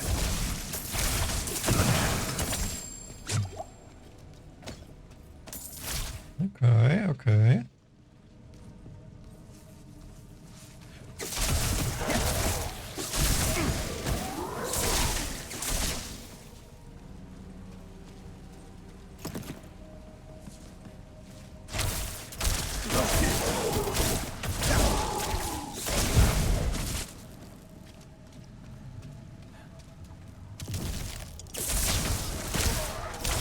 Ich brauche Zeit für die Vorbereitung.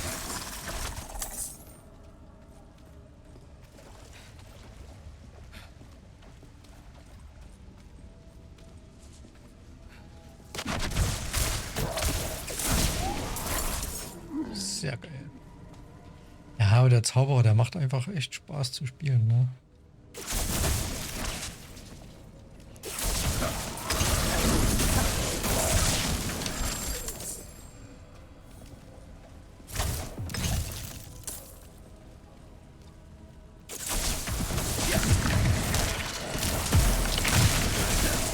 Ich bin noch nicht bereit. Ich habe kaum noch Mana.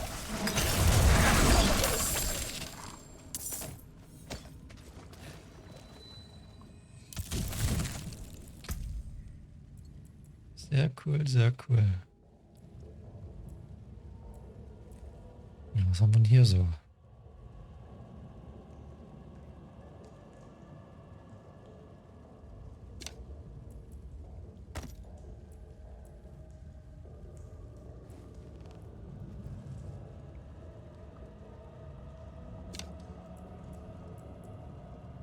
So.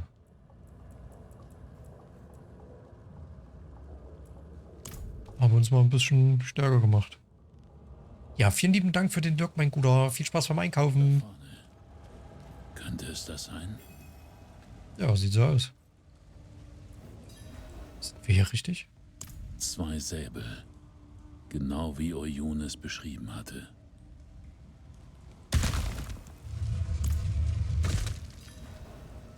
Na dann, rein da. Oh shit. Hier ist Ekelhaftes passiert.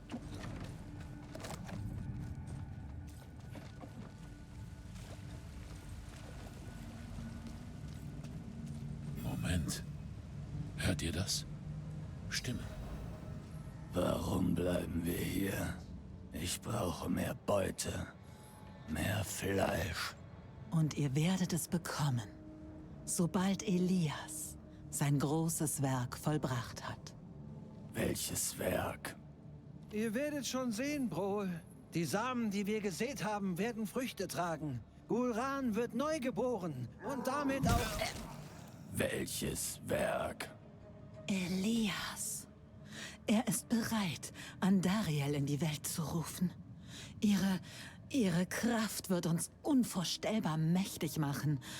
Und natürlich werdet ihr mehr Fleisch haben. Ich will zusehen. Gewiss, großer Brol. Ihr werdet der Ehrengast sein. Geht das nicht schon mit diesem Aufsteh-Bug?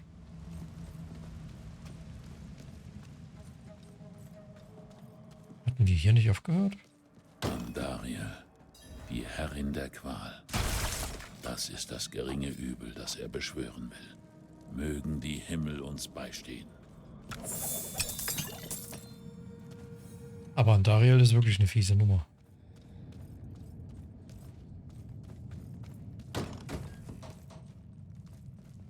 Deswegen mag ich Dämonen nicht. Die sind immer nie wirklich tot. Kommen ständig wieder. Ich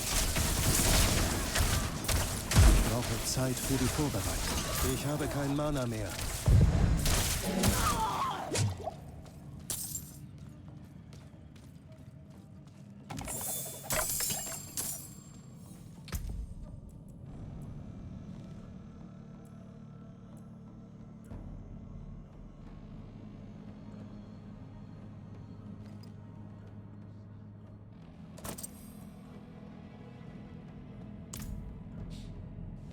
Okay, Wäsche hängt. Super.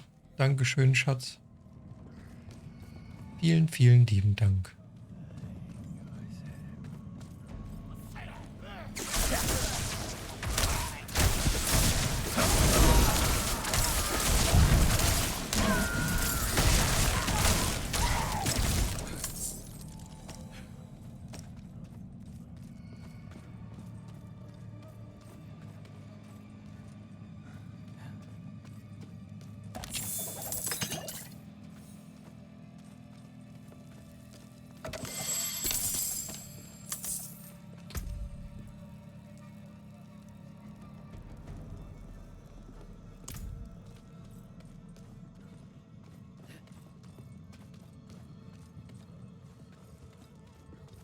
Ja, ich will die ganzen Kisten hier mitnehmen, Leute.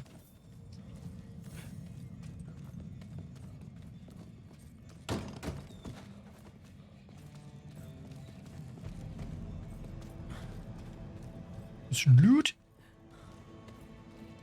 Und Loot ist gut. Ach ja, welche zum Glück ist bald wieder Wochenende. Nur noch morgen.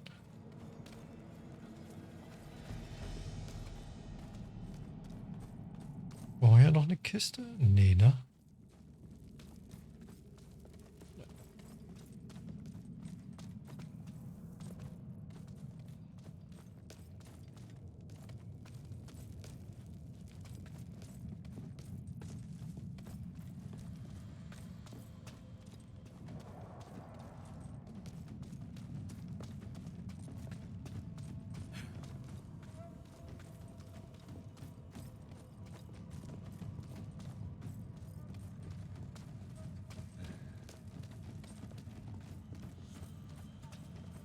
Sorry, ja, ich bin gerade super konzentriert hier. Dass ich auch nichts übersehe.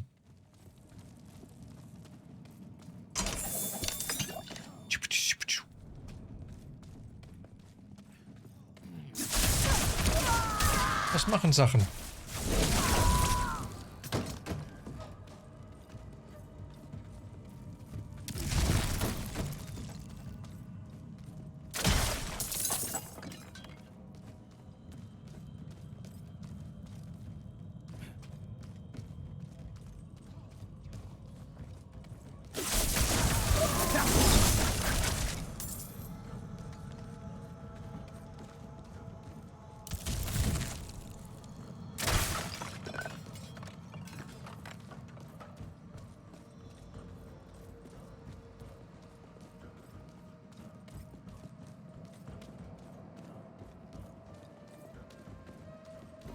Also der Anfang war ja ganz gut mit den ganzen Kisten, aber mittlerweile ganz schön tote Hose hier.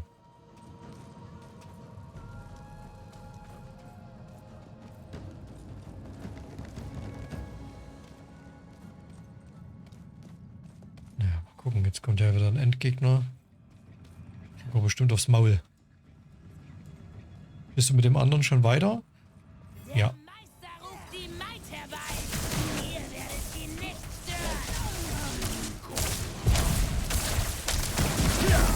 Zeit für die Vorbereitung.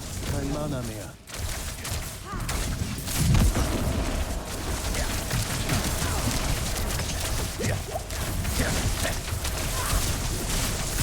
Ich habe kein Mana mehr.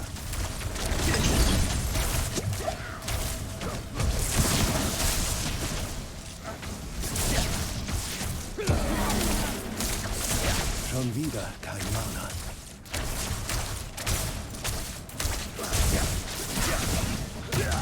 Oh, voll reingeguckt. Ich habe kein Mana mehr. Ich bin noch nicht bereit.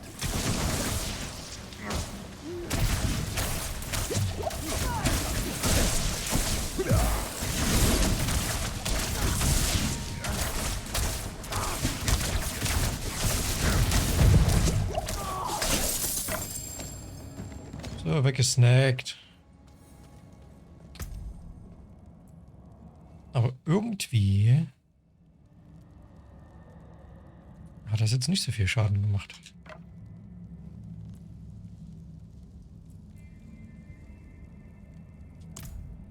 Aber nicht viel weiter.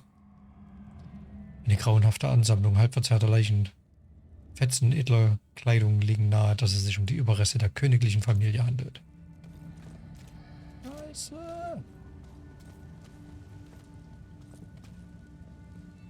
Ja, die sehen tatsächlich alle tot aus.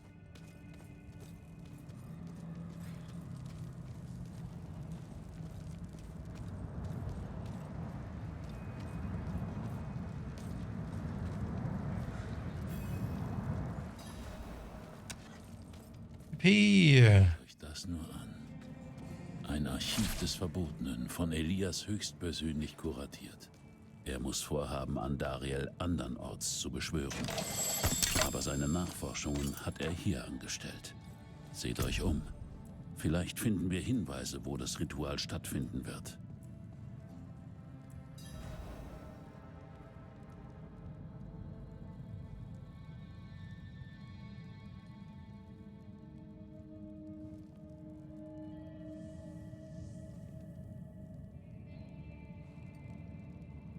Naja, dann behalte ich das, was ich gerade habe.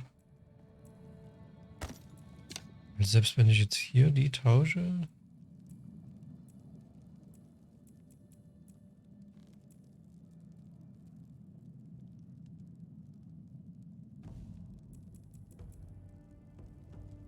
Guck mal, ist der Stab trotzdem noch stärker.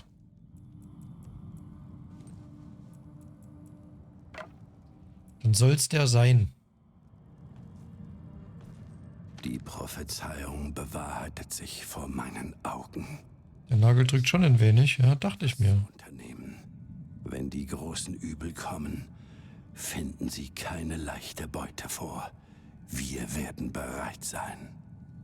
Unsere Wiedergeburt beginnt hier, da Andariel an das Herz von Gulran gekettet ist. Sie wird sich an dem Leid in dieser Stadt der Pein laben, und wir laben uns an ihr. Andariels Macht wird unser sein, und wir können sie gegen die anderen Herren der Hölle nutzen. Wenn mehr sterben müssen, damit das gelingt, dann sei es so. Ich werde euch nicht enttäuschen, Mutter.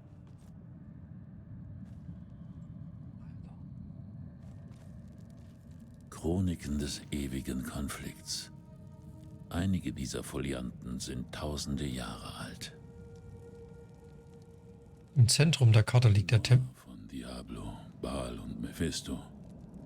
Wonach habt ihr gesucht, Elias? Halt doch mal die Fresse! Im Zentrum der Karte liegt der Tempel der großen Übel, eine uralte Anlage, die unter dem Berg Zivo begraben liegt. Notizen wurden auf das Papier gekritzelt. Das sind wohl Berechnungen, wie viele Einwohner Gulrans für die Ausgrabung des Tempels vonnöten wären. So, jetzt kannst du wieder labern, du Eimer.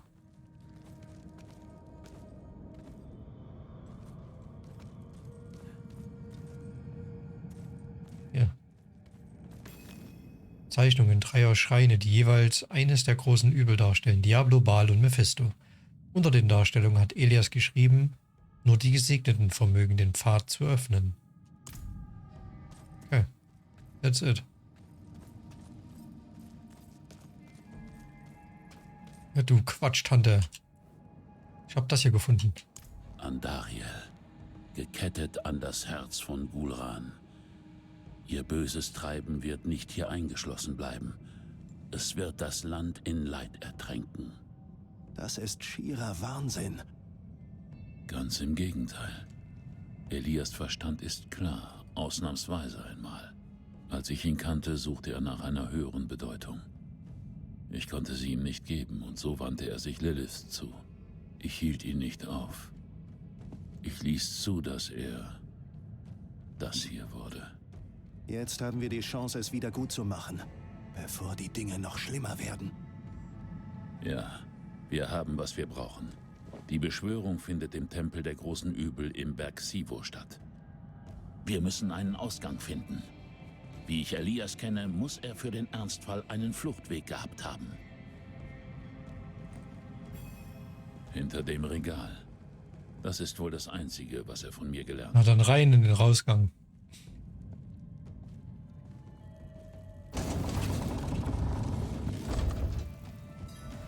Aha.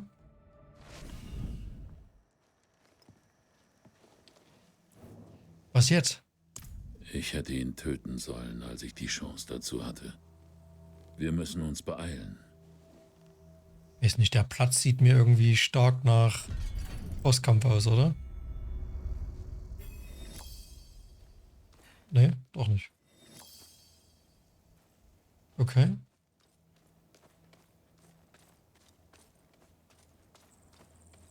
Also ich hätte schwören können, das hier hätte doch... Ja. Ja, der hebt das dann bestimmt auch wieder auf.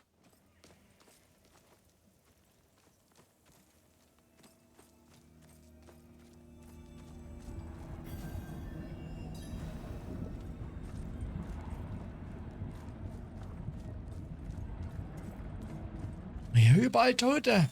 Ist ja ekelhaft. Mit der Hygiene haben sie es ja nicht so.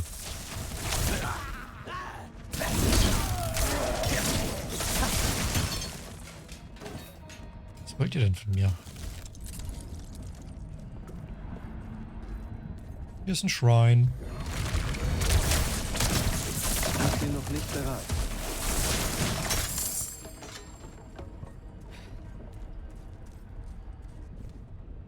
Hey, wait a minute.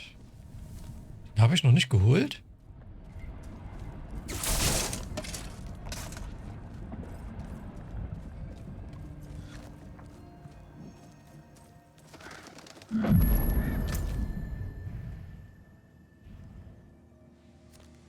Den habe ich auch nicht geholt? Wie dumm.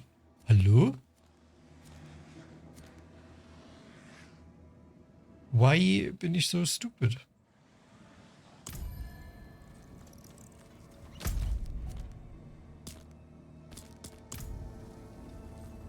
Naja, dann war halt mein Upsi. Ja, wirklich.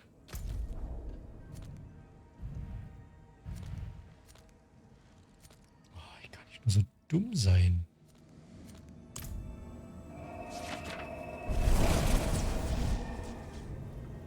Ich gehe gleich zu dem. Ich will erstmal mein Inventar wieder leer machen. Schalala! Wo ist die Schmiede? Hier unten ist er.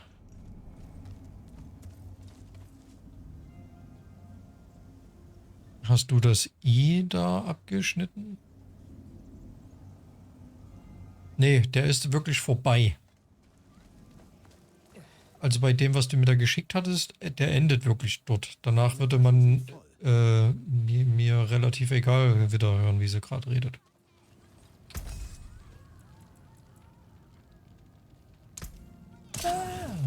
Meine Schmiede wartet auf euch.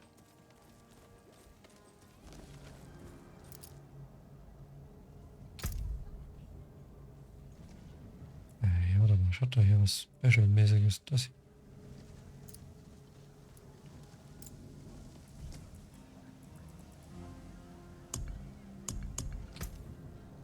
Änderung speichern. Ja, da kann ich jetzt hier machen. Wow. Cool.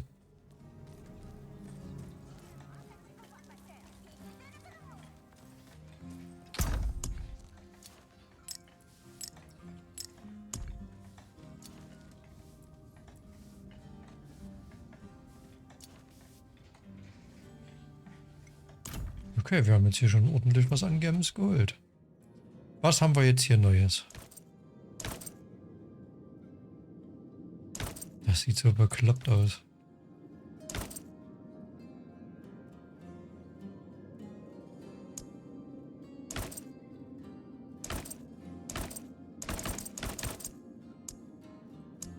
Nee, da lasse ich den weiterhin lieber auch noch rumrennen, du.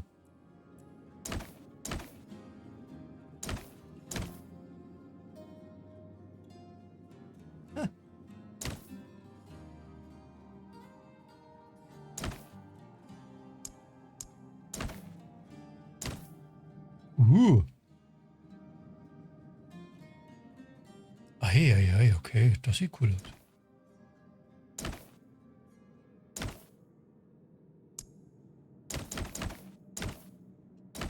Das ist nice.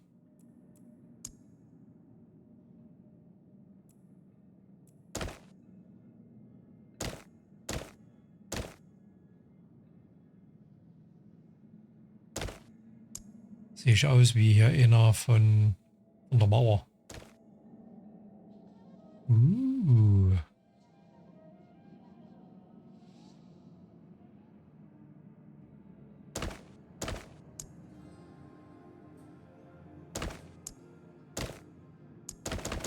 Die hier gefallen mir. Aber die passen nicht so richtig dazu.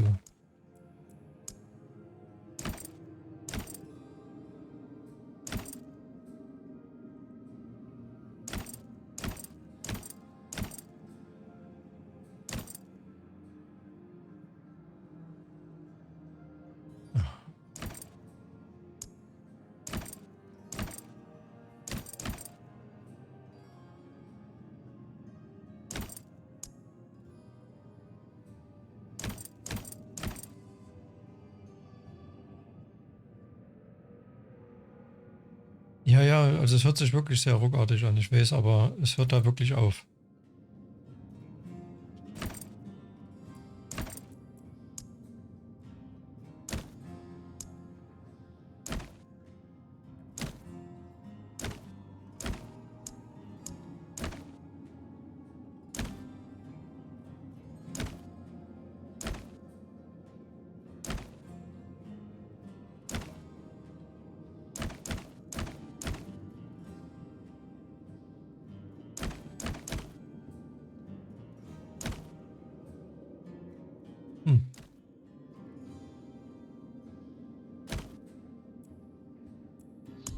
Gegenstände. Zeig mal.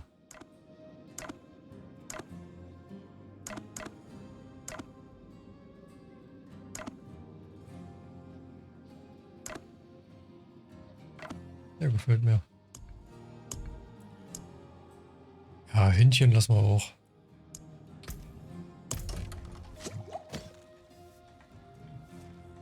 Cool.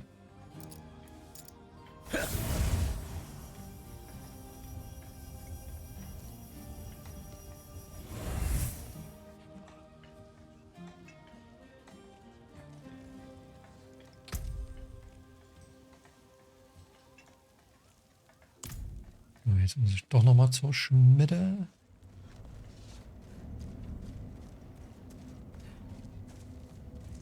Ich habe vergessen, meine Waffe aufzupimpen. Meine Last ist zu groß. Meine Last ist nicht zu groß. Eines meiner besseren Werke. So. Ich meine, was du natürlich machen kannst, du kannst gucken, ob du noch mal eine längere Version findest von dem Upsi.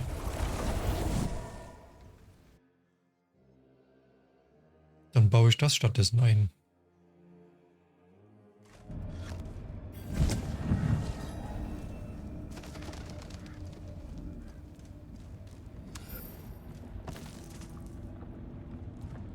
Am coolsten wäre natürlich, wenn man da das Original einfach findet. Aber das rauszufinden wird bestimmt schwer, oder?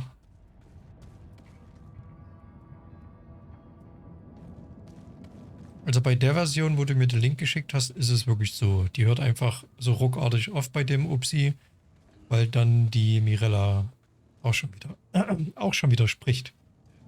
Ich brauche einen Bonbon. Mir trocknet hier die ganze Zeit der Hals aus. Was ist unser nächster Schritt, Lorat? Irgendwo in diesem Paradies hat die Triune ihren alten Tempel zurückerobert. Leider können wir nicht einfach hineinspazieren. Elias hat Nachforschungen zu Schreinen von Mephisto, Baal und Diablo angestellt. Nur die Gesegneten vermögen den Pfad zu öffnen. Ja, aber ein Segen von den großen Übeln, das ist verdammt riskant. Wenn das der Schlüssel in den Tempel ist, gehe ich das Risiko ein.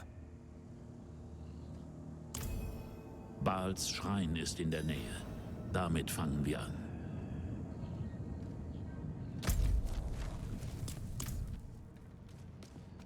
Na dann rein da.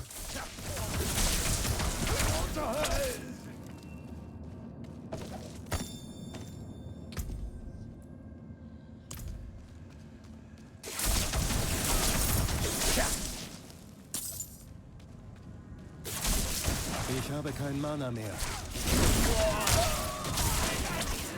Hier einfach alle immer hacken.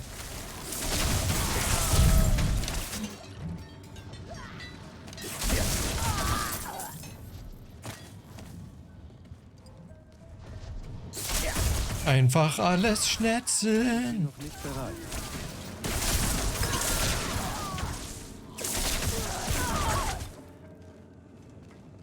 Ja.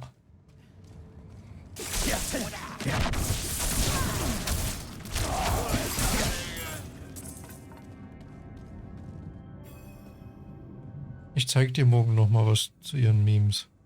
Okay. Baal, Herr der Zerstörung.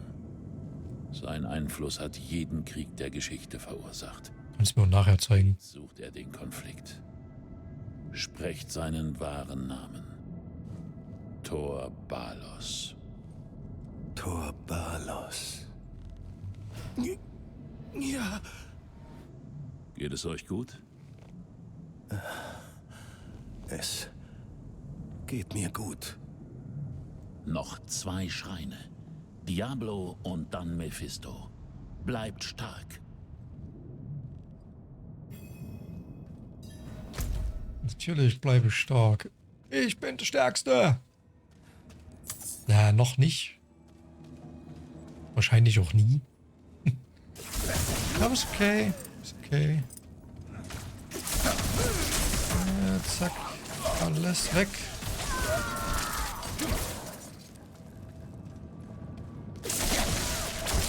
Was willst du? Was wollt ihr? Hier gibt's Backenklatsche. Zack.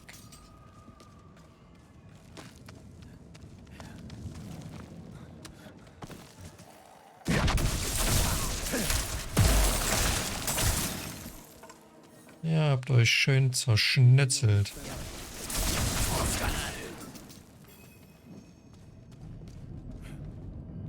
So. Diablo, Herr des Schreckens.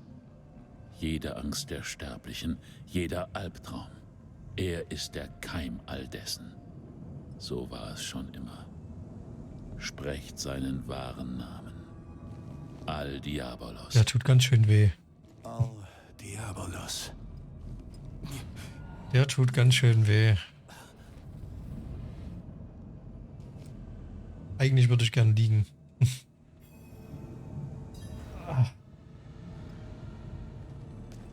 Und auch mein Nacken. Alter. Ich will gar nicht wissen, wie verkrampft das alles war, wenn das so weh tut.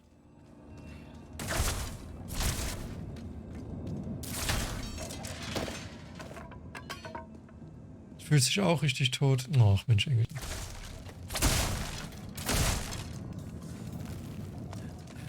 Da gebe ich dir nachher eine extra Kuscheleinheit. Da haben wir das Bait immer so richtig bequem.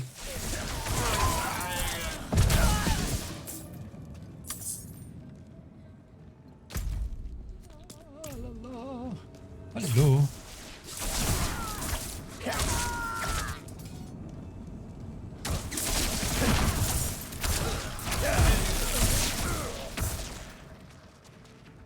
Snack ich weg.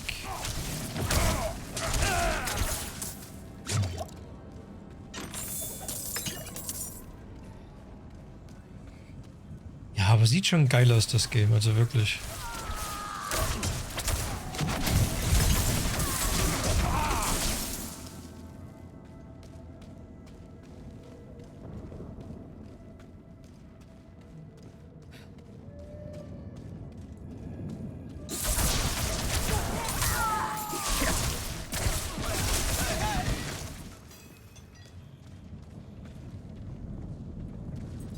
Oh, Achtung, Digga. Ich stehe nicht dumm rum, mach mit. Der letzte Schrein. Mephisto, der Herr des Hasses, Vater von Lilith. Seid vorsichtig. Ihr Blut ist bereits Teil von euch. Ich komme damit zurecht. Seht ihr? Die Macht hier bringt euch bereits aus der Ruhe. Ich habe euch doch gesagt, dass ich damit zurechtkomme. Sagt mir, was ich sagen soll, und sucht dann den Tempel. So sei es. Wenn ihr bereit seid, sprecht den Namen Dul Mephistos. Aber seid vorsichtig.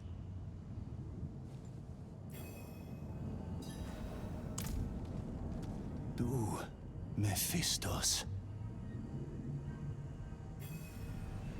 Ein feuriges Portal. Rein da.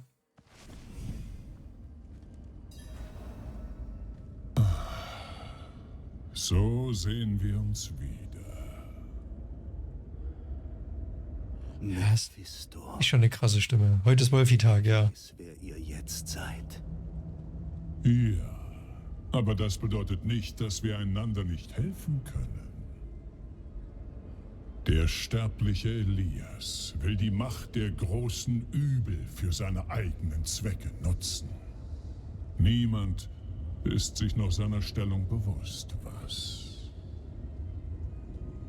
Seine Einmischungen haben Echos der Vergangenheit in meine Zuflucht des Hasses geführt.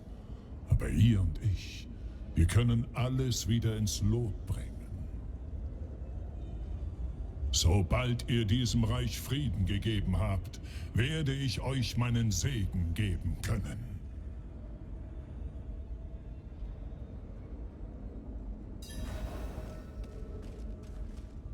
Okay. Die Nächte des Bösen nah.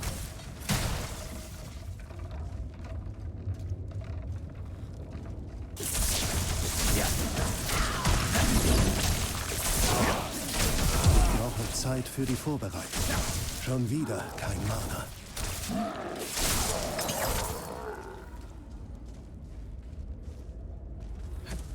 Vulkatos, leicht mir eure Kraft. Ich brauche Zeit für die Vorbereitung. Zack. Einfach zersplattert. Den großen Übel niemals beugen. Guck mal, ich kann nochmal. Haha. Nicht mitgerechnet, wa?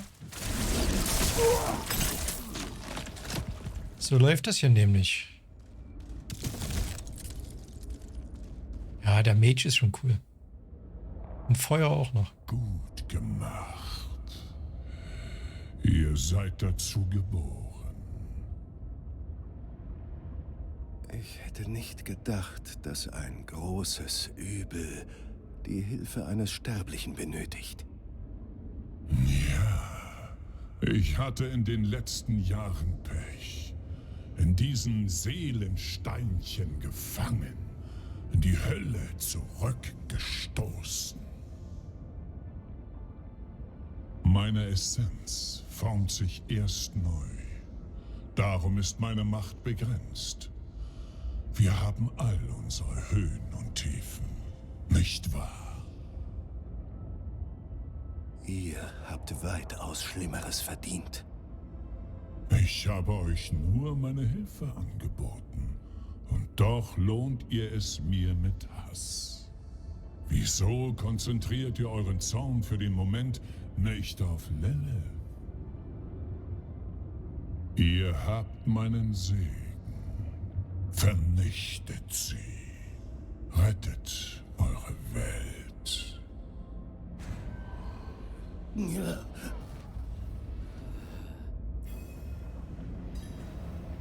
Wer waren diese Barbaren? Die Opfer meines Bruders Baal. Er legte lange vor eurer Zeit die Lande der Barbaren in Schutt und Asche. Ich wünschte, ich hätte es mit eigenen Augen sehen können. Ich hatte aber nichts damit zu tun. Elias hat das Gleichgewicht im Tempel der großen Übel gestört. Und diese Schatten der Vergangenheit gehören in Baals Reich, nicht meins. Aber ihr Hass ist mir willkommen. Mhm. Ciao. So, da sind wir. Und jetzt müssen wir wieder zu Lorat. Da ist er.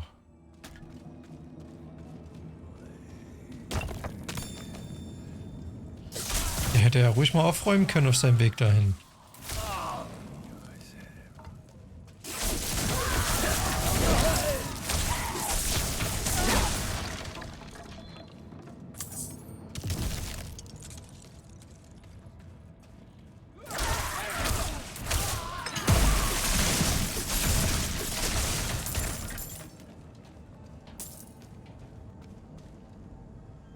Hast noch eine Version gefunden? Ja, sehr gut. Gucken wir uns dann gleich an.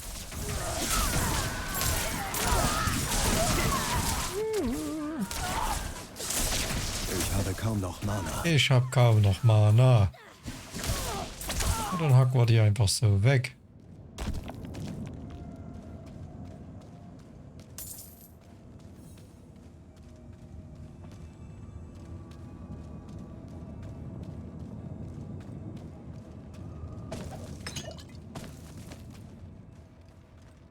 Ja, aber ich muss sagen, es zuckelt wieder ein bisschen mehr.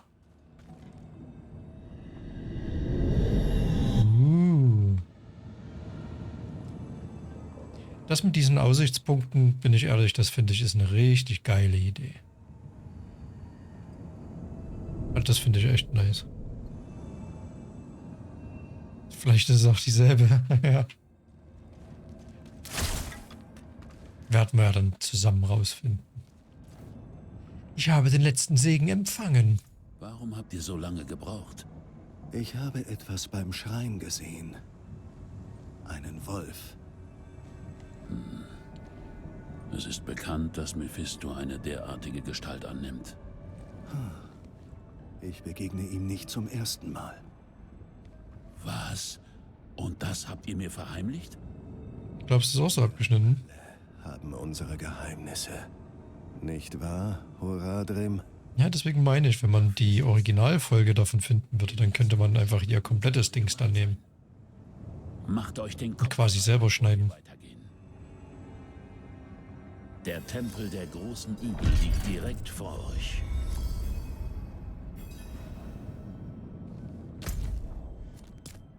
Na dann, rein da!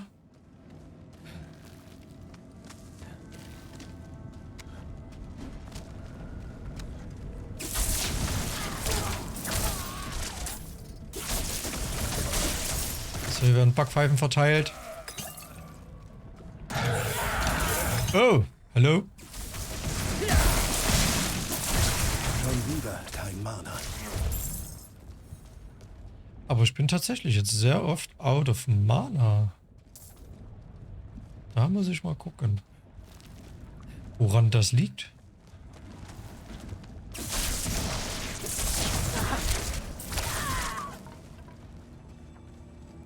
Hallo.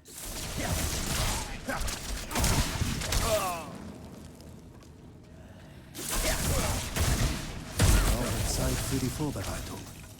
Ja, bam, bam, bam, bam. Einfach alle weggesprayt.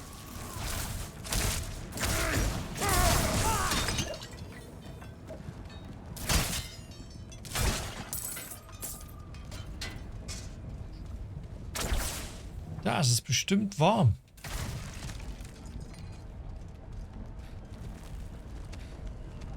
Zwei Jahre her, wenn es die Folge überhaupt noch zum Gucken gibt. Echt, läuft der Käse schon so lange?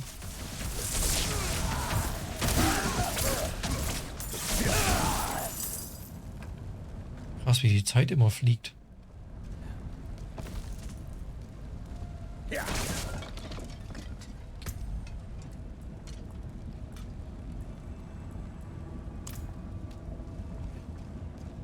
Der Weg wird frei gemacht. Na dann. Rein da! Also ich gucke auf jeden Fall, also den Dungeon mache ich jetzt noch. Ja, wie cool das aussieht, Alter.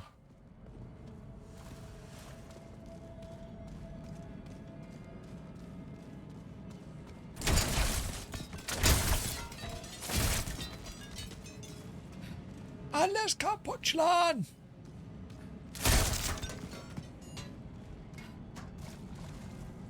Das ist ein Lied von Knorkator. Alles kaputt schlagen. Stimmt. Daher kenne ich das. Ist mir gerade eingefallen. Das muss ich euch bei Gelegenheit mal zeigen. Hallo. Eure Schreie werden Dariel auf der Welt willkommen heißen! Kannst jetzt mal aufhören, mich anzuschreien? Bitch.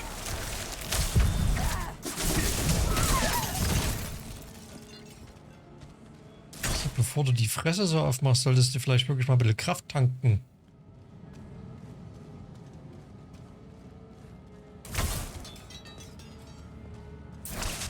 Keine Chance, die Olle.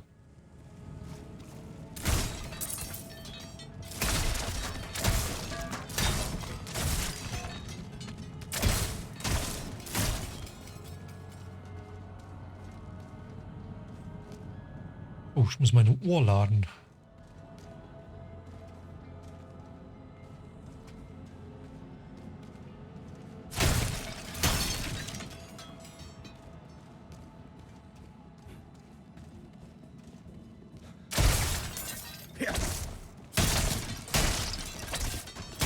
Ja, alles kaputt. Und dann gibt es sogar noch eine Tunika. Hört ihr das? Ja!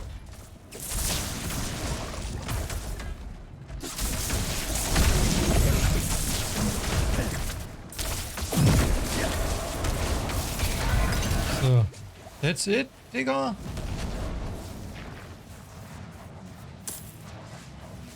Mehr hast du nicht drauf?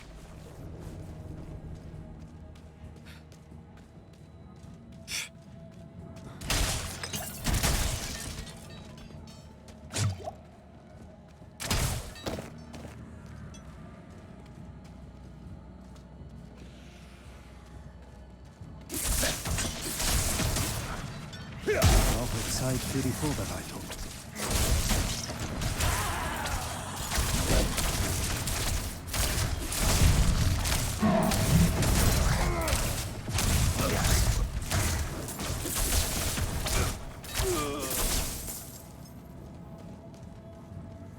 Weggeholzt. Und umgeknilcht. Hallo. Brauche Zeit für die Vorbereitung.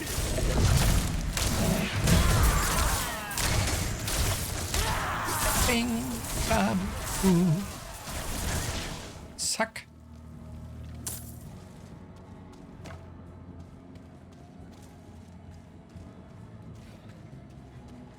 Dämonensnetzeln leicht gemacht. Und tschüss.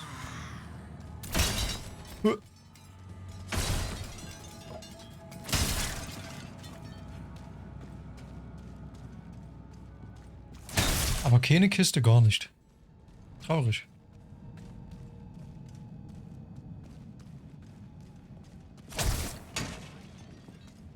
Stattdessen haufenweise von diesem Käse hier.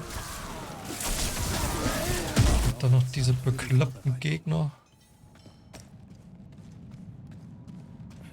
Und so richtig geilen Scheiß lassen die hier jetzt auch nichts fallen.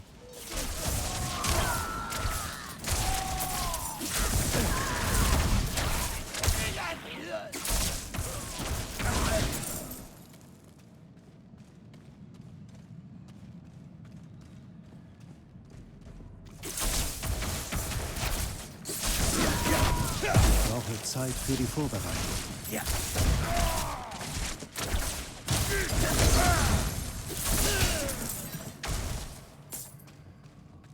Der hat wirklich gedacht, er kann mich treffen. Pfeifer.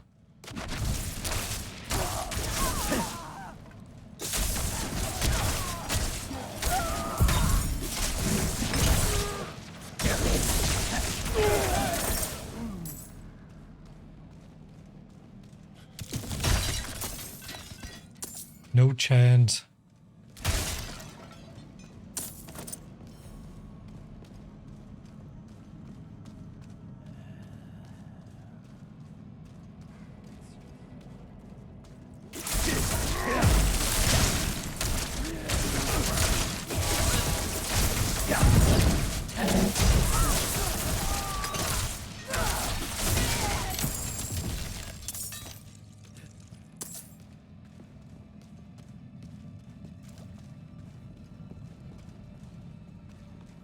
Also wirklich, der Zauberer, der macht echt Spaß.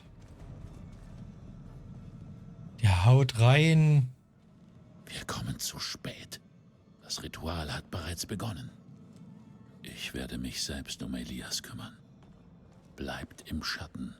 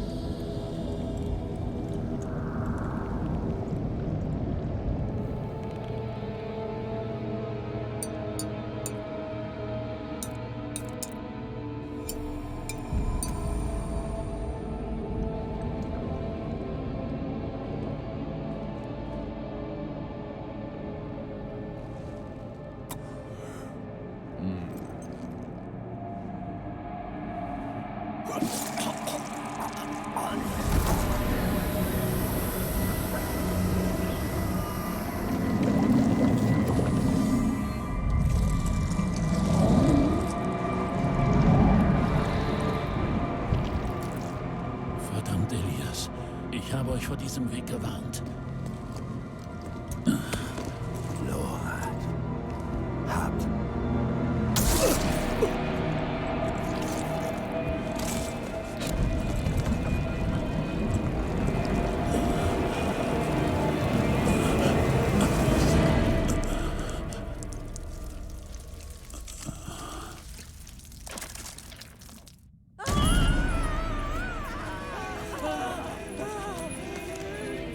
Bitte, kommt mit mir.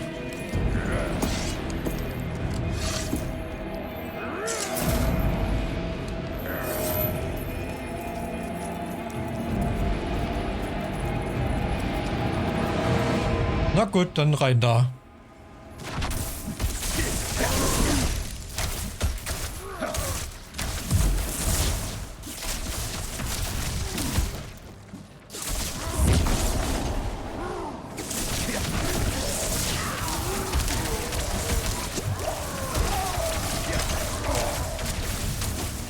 Ich bin noch nicht bereit.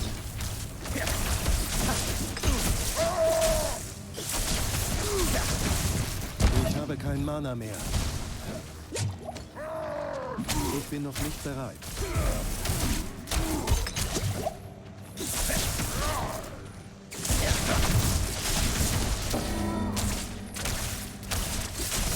Let's fucking go.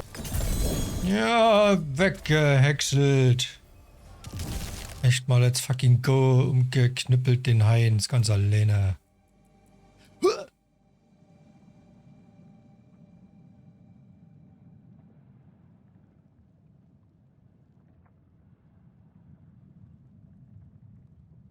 Nee, ist nicht besser, obwohl es eine Leggy ist.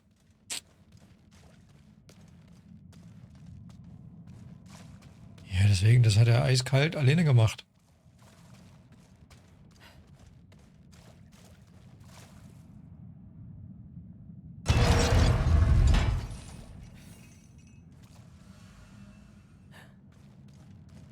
Nee, muss ich jetzt hier raus? Ja.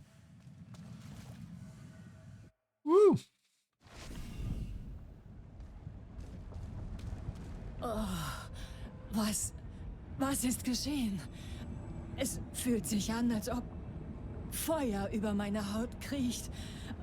Oh. Ihr wurde tätowiert. Ein Ritual.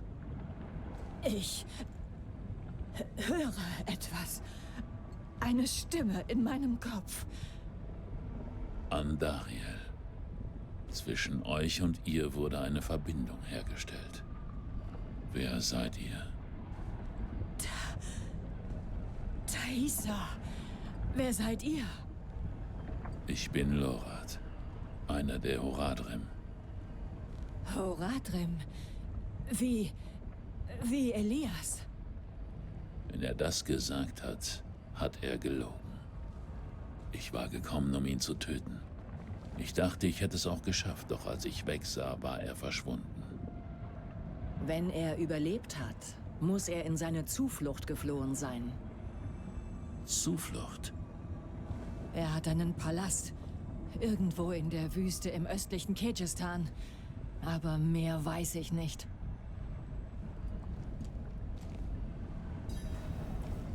Wie finden wir den Palast? Wir sollten nach Tasara gehen. Die Menschen dort kennen die Wüsten Kirgisistans gut. Vielleicht hat jemand von diesem Palast gehört. Ich begleite euch. Ich weiß zwar nicht, ob ich in diesem Zustand eine große Hilfe bin, aber ich verdanke euch mein Leben. Leaky House Soup, Soup House Leaky, Hallo, House Anna. Soup Leaky, Leaky Soup Leaky House, House Leaky Soup, Leaky Soup House Soup und Soup Soup Soup. Einen wunderschönen guten Abend.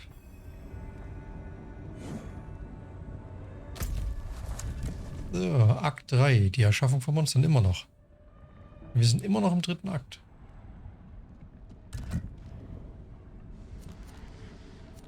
Das heißt, wir müssen nach da. Würde ich sagen, starten wir einfach hier. Na, was geht?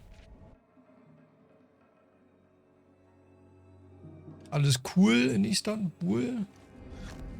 Ja, vergiss es, der war echt schlecht.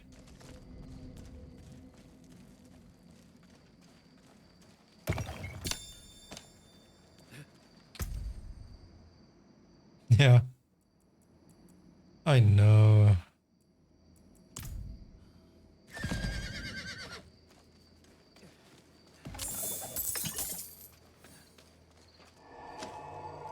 Ich muss doch mal die Hose ändern. Weiß nicht, irgendwie. Sieht aus, als hätte ich einen Teppich an. Gefällt mir nicht so. Ja. Freust du dich schon aufs Wochenende, Anna? Ich mich schon.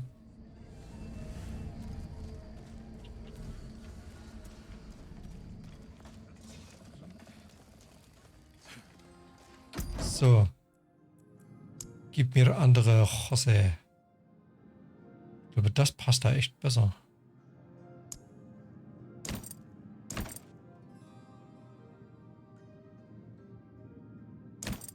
Ach komm, wir bleiben dabei.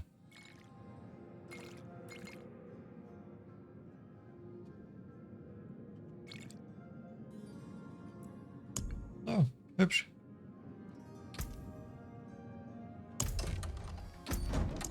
So, warte mal, hier genau. Ensembles überschreiben. Zack. Ja, das ist nice. Das ist nice.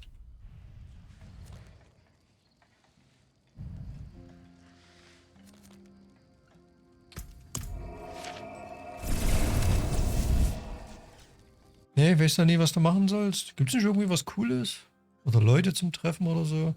Wir fahren zum Beispiel am Samstag zu meiner Mom, die feiert ihren 60. Geburtstag. Wir kommen aber auch am selben Tag wieder zurück.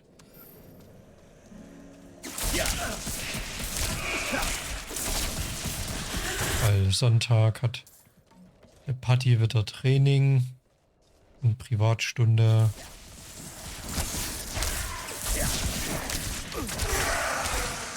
Hinfort mit euch!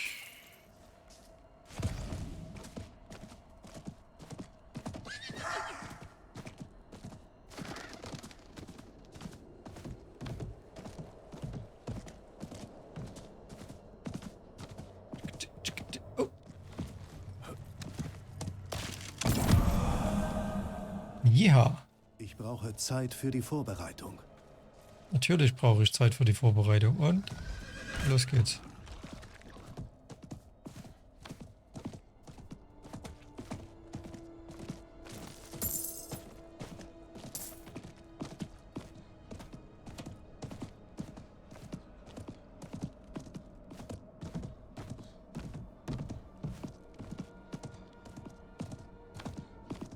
Oder vielleicht irgendeinen coolen Film im Kino oder sowas. I mean, I don't know. Irgendwas lässt sich am Wochenende doch immer starten.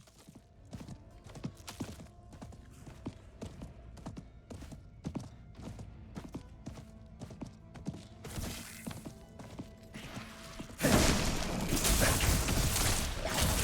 brauche Zeit für die Vorbereitung. Ja.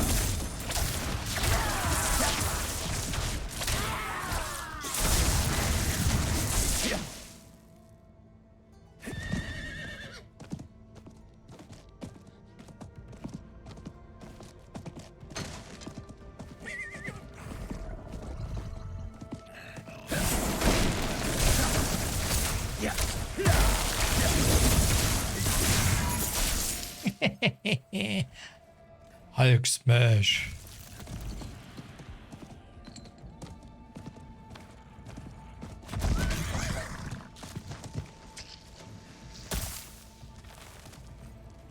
Ah, nicht gucken, Leute.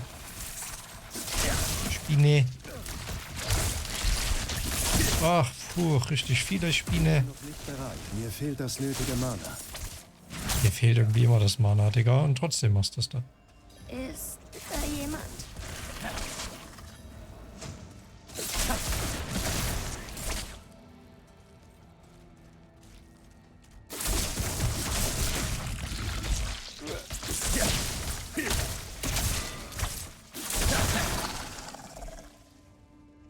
Benötigt ihr meine Hilfe? So dunkel und kalt. Bitte bleibt. Großvater hätte mich nach Hause bringen sollen. Ich brauche Zeit für die Vorbereitung. Ja.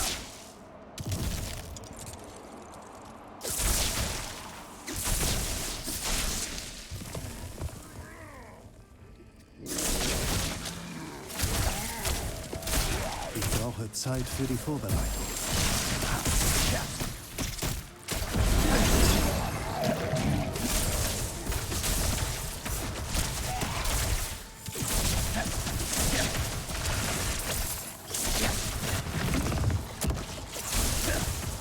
Korrekt. Ey. Was sagen? Irgendjemand hat mich hier doch festgesetzt.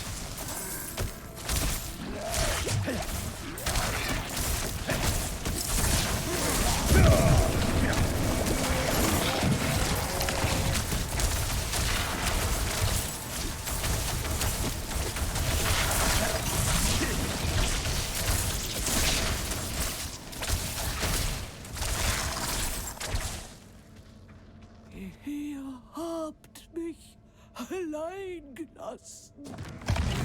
Hey, listen! Ja, gleich. Kann grad nicht.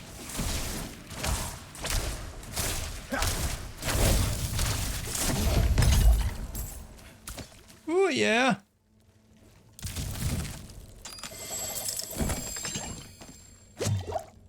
Oh, was ist los? Ja, genau. Du guckst ein Spiel für Erwachsene. Hallöchen. Ja, die Spinnen sind wirklich ekelhaft. Ich kann nicht beim Kampf einfach hier aufhören und gucken.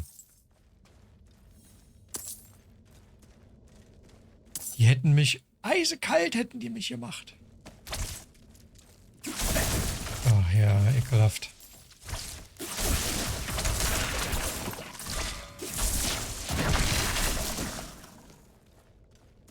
Ah, die sind halt auch wirklich ekelhaft. Also, jetzt mal no shit.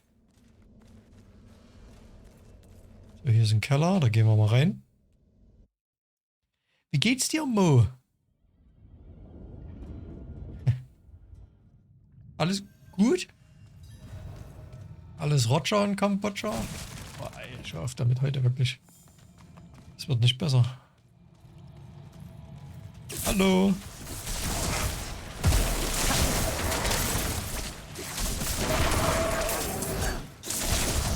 Mir fehlt das nötige Maß. Genau, erstmal genüsslich Kiste aufmachen. Ich bin noch nicht bereit. Was machen Sachen?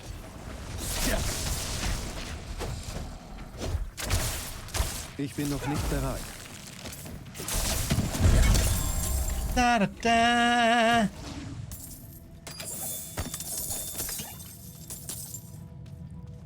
So, jetzt habe ich es geschafft. Jetzt kann ich noch einen Punkt vergeben. Ja, der dritte Teil war auch geil. Der dritte Teil war auch geil. So, was brauche ich? Electrocution. Was ist das? Electrocution?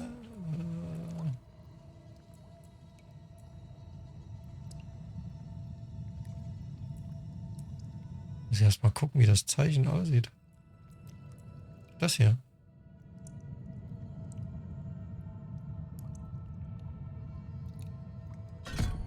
Okay. Ist gemacht. Frickel an der Webseite für Startup rum und ansonsten viel Arbeit war ja eigentlich bei, ja, jetzt, wie gesagt, die ersten 10 Tage ist ja immer ein bisschen Highlife. Ebenso bei uns. Ist hier noch ein Keller? Ach nee, hier bin ich hergekommen. So, ich bin...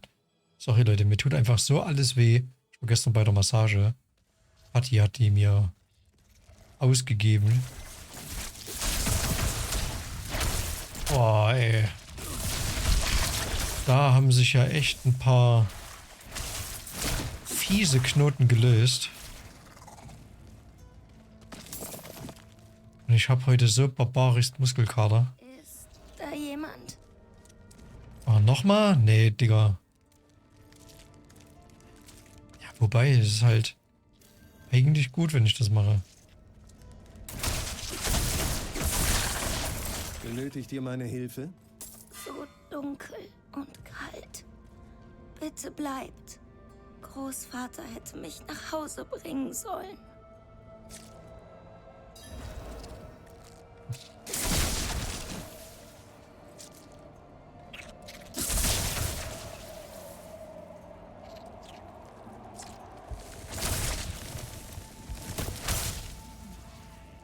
Ich brauche Zeit für die Vorbereitung.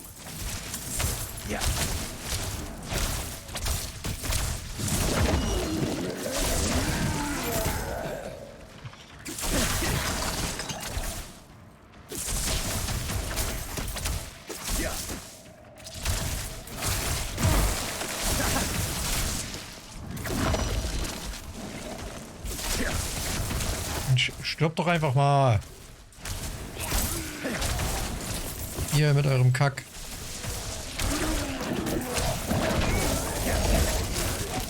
Ich bin noch nicht bereit. Ich habe kaum noch Mana. Hier ist was los.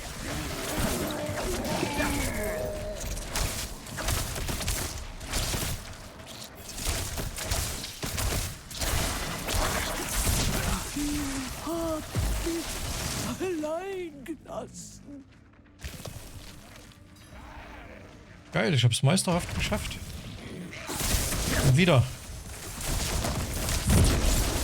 Ja, hier stirb, Alter. Nice.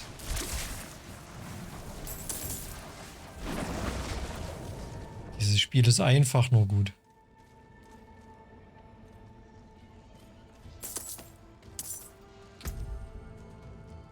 So, ja, jetzt bin ich euch wieder voll gepackt mit tollen Sachen, die das Leben schöner machen. Nein ins Weekend Feeling. Mit Duke, Sahne, fruchtig, Diablo, Schnick und Schnack. Hinein ins Weekend Feeling. Zeit für die Vorbereitung. Das war doch schön, ne? Gibt es 4 Akte? Jawohl. Es gibt 4 Akte und wenigstens den 3. dachte ich, machen wir heute noch fertig. Weil dann haben wir für den letzten Akt noch circa 2 Wochen.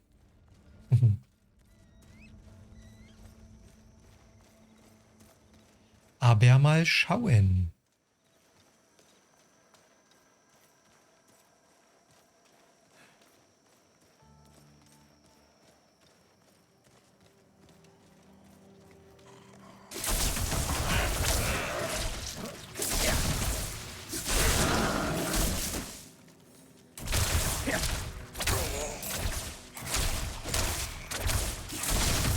Ah ja, Skelette finde ich gut. Zack.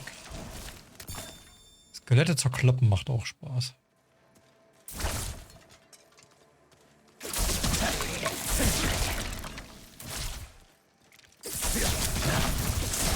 Ich bin noch nicht bereit.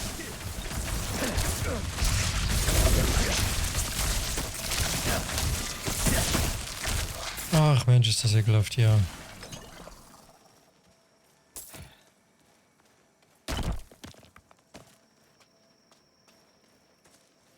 Denk an die Wegpunkte. Ja, ja, ich nehme die auf jeden Fall mit. Noch ist er ja jetzt keiner in Sichtweite gewesen, deswegen. Ich glaube, ich laufe ja jetzt gerade zum nächsten.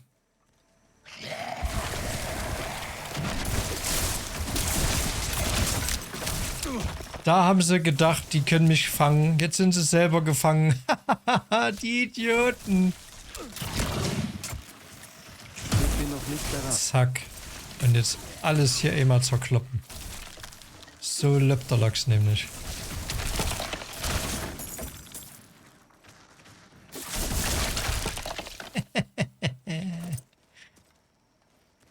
Das ist nämlich das Geile am Zauberer mit seinem Teleport. Übelst gut, um doch mal schnell abzuhauen.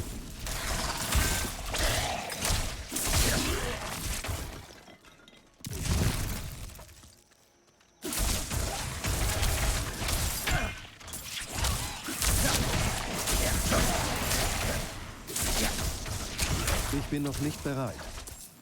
Yeah! Bam. Junge, wie weit ist das hier noch?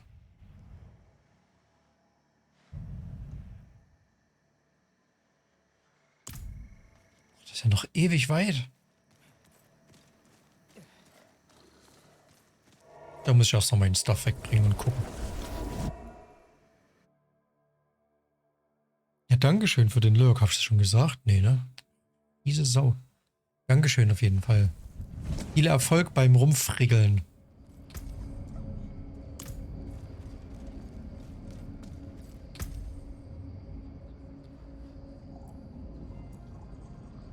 So, hier ein Rang Teleportation. Na, nee, bla. Was haben wir hier?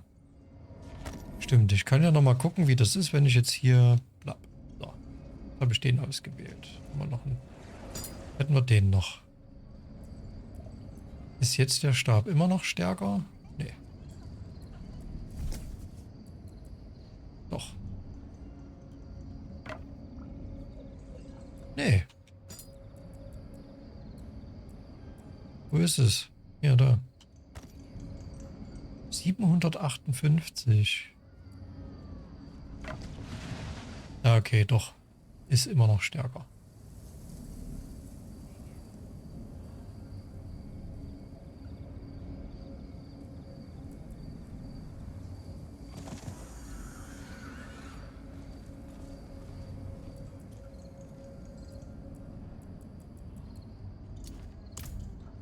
So. Haben wir es mal ein bisschen sortiert.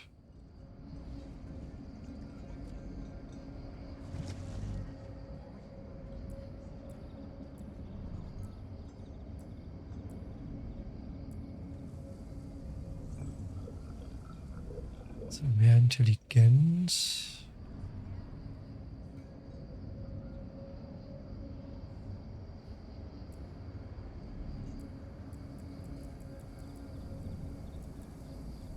Ja, nee, können wir eigentlich ja alles verscherbeln.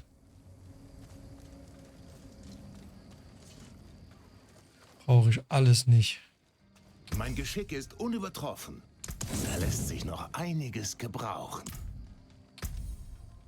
So, nur halt hier.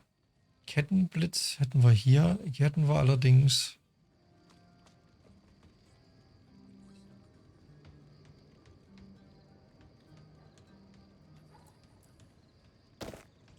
...780.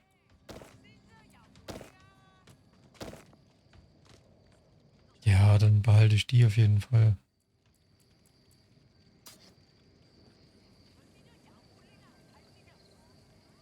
Die passen noch gut.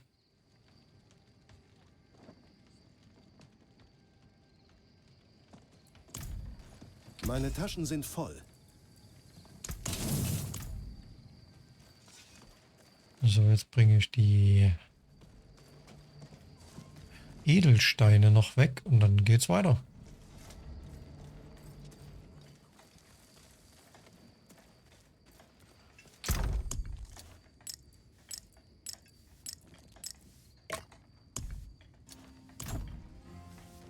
So, ach ja, und ich wollte hier mal noch zum Reit.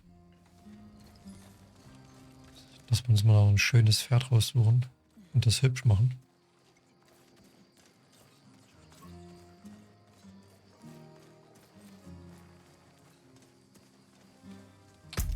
Hello. So, ich hätte gern das. Mit dem. Trophäen habe ich noch keine.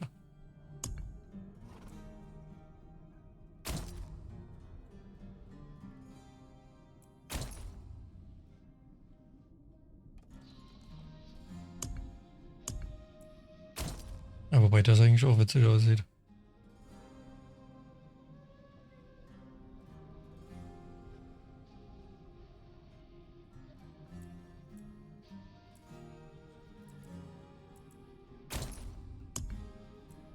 Nee, ich glaube, ich hätte gern das Braune. Cool.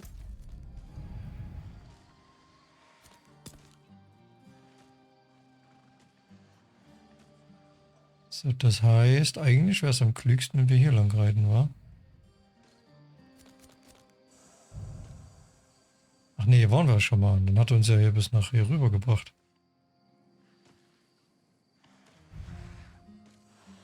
Oder wir starten von hier.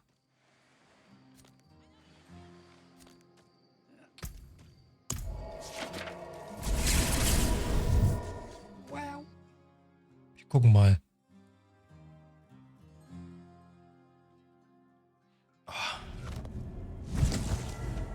Mein Arm. armer Rücken.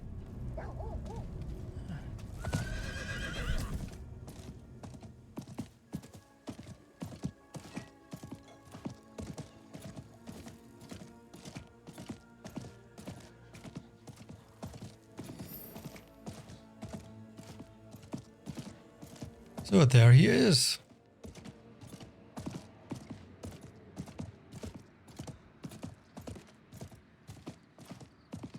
Ja, also hier ist über Stufe 45. Also hier verpisse ich mich jetzt ganz schnell.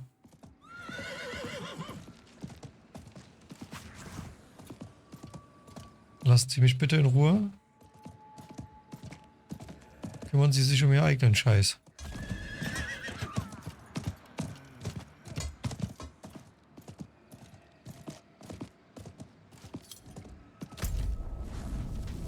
Wo?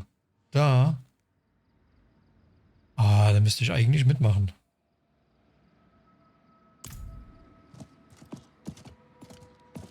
Gibt's guten Loot? Punkte.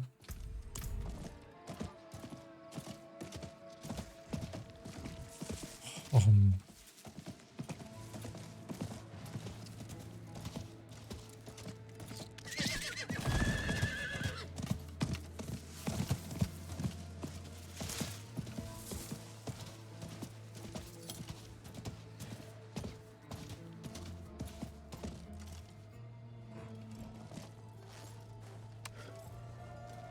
ich komme nicht durch.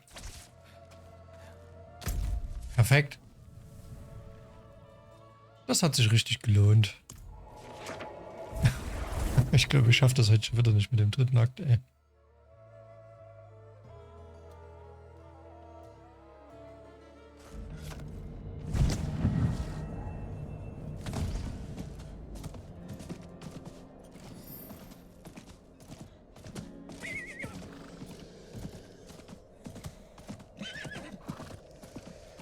So, wir gucken, dass wir es nochmal schaffen. Lassen Sie mich doch bitte vorbei.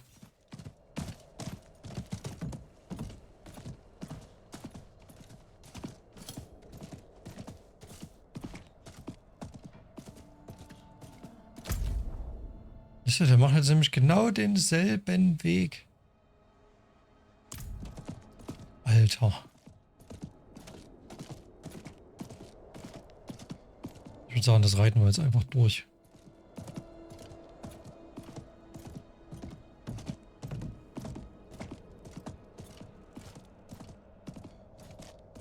Nennen wir unser Pferd.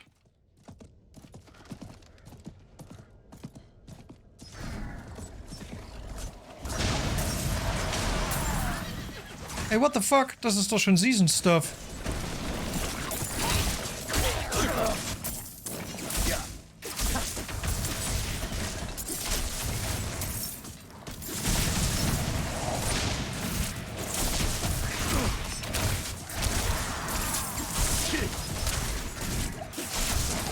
Da war doch gerade so ein lila hinterlegter Dude.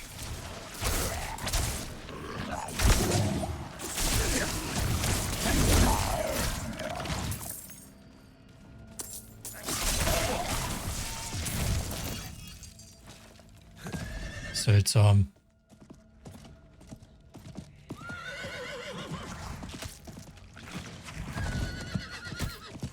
Langsam und vorsichtig.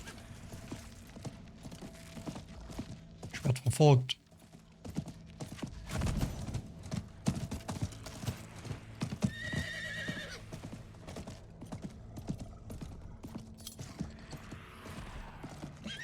Ja. Jetzt mach dich da rein, Digga. Jetzt sind wir ja schon wieder in dieser Scheißhöhle. Ja, diesmal lasse ich den Bums aber einfach links liegen. Einfach durch.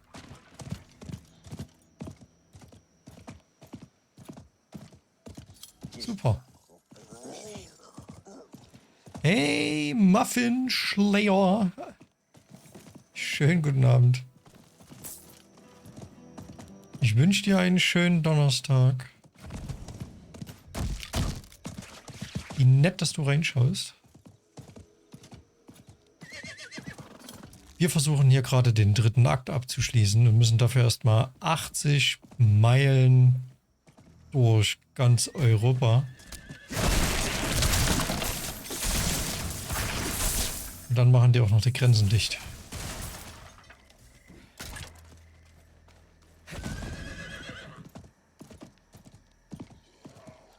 Hallo! Hallo, Mora!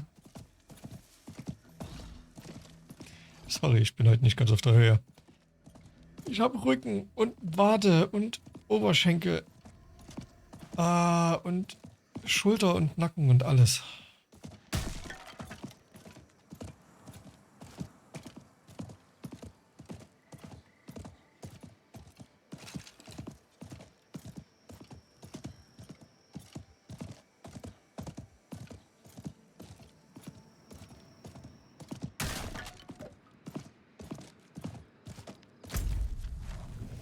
Hä? Warum kann ich denn jetzt hier das Ding nicht machen? Schwund ist überall, ey. Wirklich dein Wort in Gottes Gehörgang.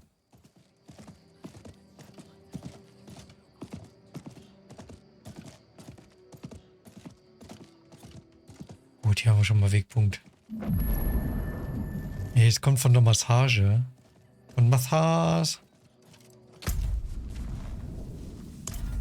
Ah, guck mal.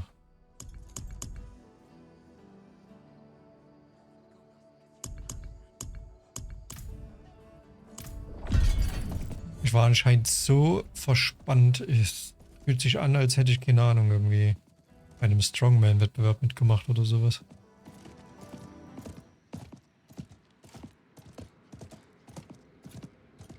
Aber ich möchte mich nicht beklagen. Dafür geht es mir gut. Ich habe Trinken und Essen auf dem Tisch.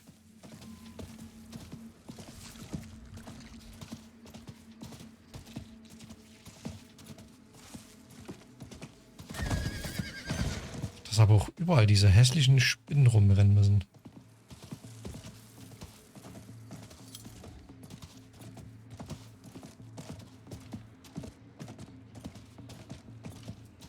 Ja, ne? Ist wirklich gemein. Ich meine, es gibt auch noch andere Dämonen-Sachen außer Spinnen.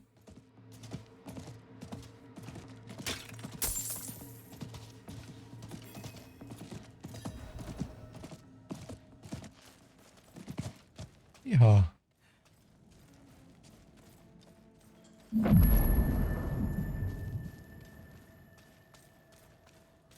Super.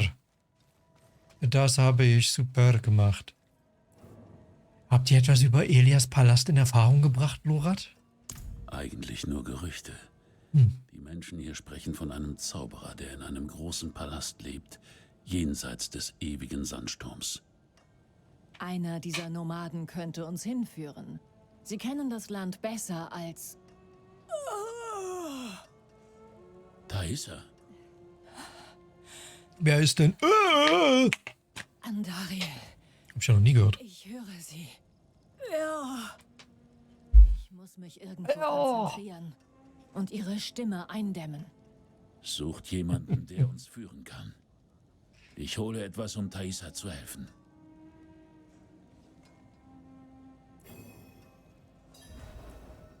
Okay. Dann reden wir doch einfach hier mit Leuten. Majub, ich suche jemanden, der mir helfen kann, den Sturm im Norden zu durchqueren. Ihr findet hier niemanden, der närrisch genug ist, um diese Anfrage anzunehmen. Gebt auf und bleibt einen Tag länger am Leben.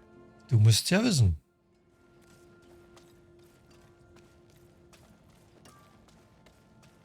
Hey Nadja, werdet ihr mich durch den Sandsturm im Norden führen? Seid ihr verrückt? In dem Sturm lebt ein Zauberer, der euch das Fleisch von den Knochen reißt. Gut. Ein einfaches Nee hätte mir auch gereicht, danke.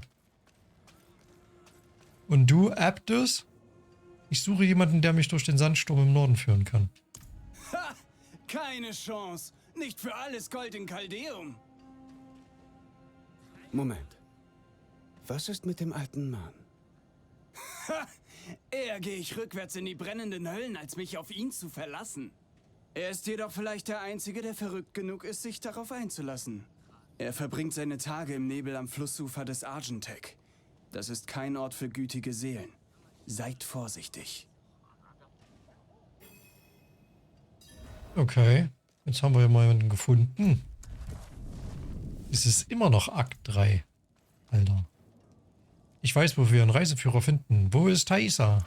Ich habe einen ruhigen Ort gefunden, an dem sie sich darauf konzentrieren kann, Andariels Präsenz zu kontrollieren. Ist es sicher, sie hier zu lassen? Sicherer als blind durch die Wüste zu stolpern. Zumindest bis wir einen zuverlässigen Führer finden.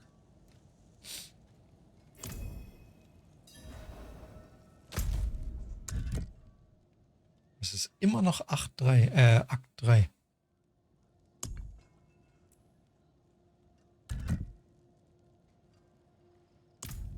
Ach Mensch. Komm. Nun denn.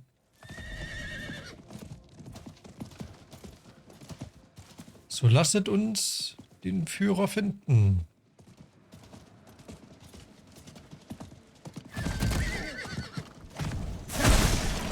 Mensch, ihr mit euren scheiß Barrieren, ey.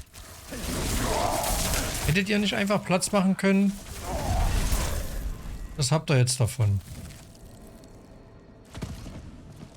Ihr hättet leben können. Aber nein. I don't want peace. I want problems, always. So sieht es nämlich aus.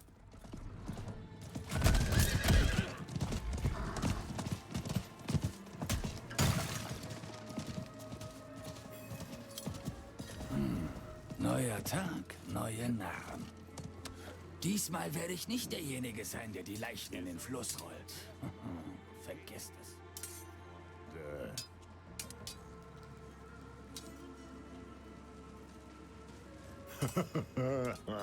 Tja, ich habe euch ja gewarnt.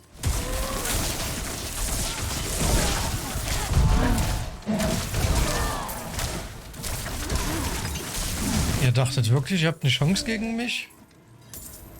Ja, und Lorat natürlich auch. Ihr Pfeifen. Ihr habt wohl noch nicht auf meinen Zepter geguckt. Das ist ein riesiges Zepter. Seht ihr ja.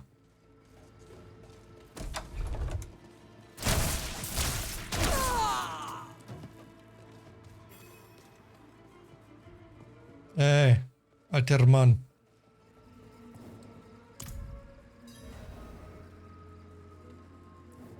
Wacht auf. Hä? Was ist? Ich hab bezahlt, lasst mich in Ruhe. Wir sind nicht zum Geldeintreiben hier. Wir brauchen... Hä? Das kann nicht sein. Oder? Ist das das Symbol der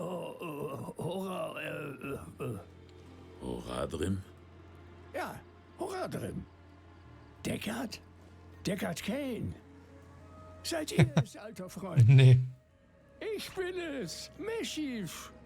Nein, Deckard ist nicht mehr. Ich bin Lorat.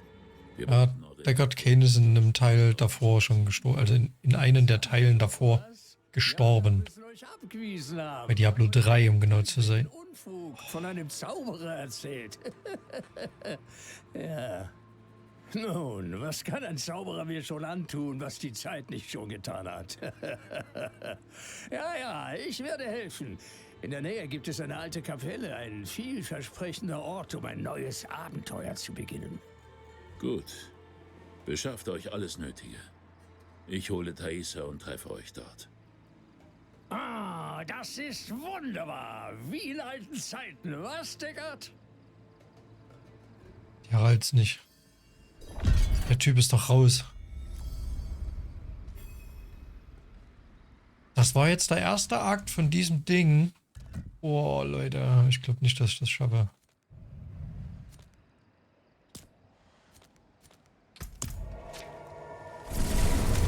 Mir tut einfach alles weh. Ich muss mich hinlegen. Heute? Ja, heute schaffe ich nicht.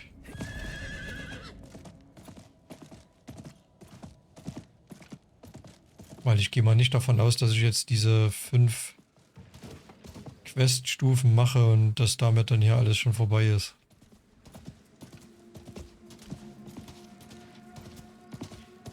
Nee, das schaffe ich heute tatsächlich nicht. Mir tut einfach alles weh.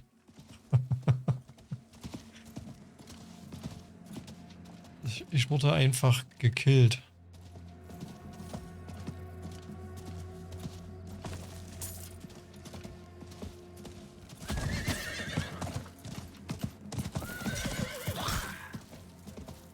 Ey.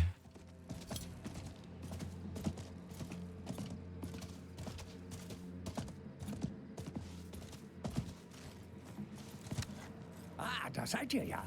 Descartes ist mit eurer Freundin drinnen. Als wir eintraten, verfiel Andariel in Verzweiflung. Aber ihre Schreie sind jetzt nur noch ein Flüstern. Das ist heiliger Boden. Ihr Einfluss wird hier schwächer sein.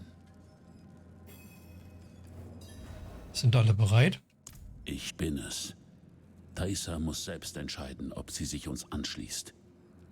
Jeder Teil von mir will durch diesen Sturm gehen und Elias bluten lassen. Aber vielleicht setzt er darauf, dass meine Rache mich zu ihm zurückführt, damit er beenden kann, was er begonnen hat. Es ist für alle sicherer, wenn ich zurückbleibe. Das ist keine Schande. Es ist eine weise Entscheidung. Wir bringen euch seinen Kopf. Okay.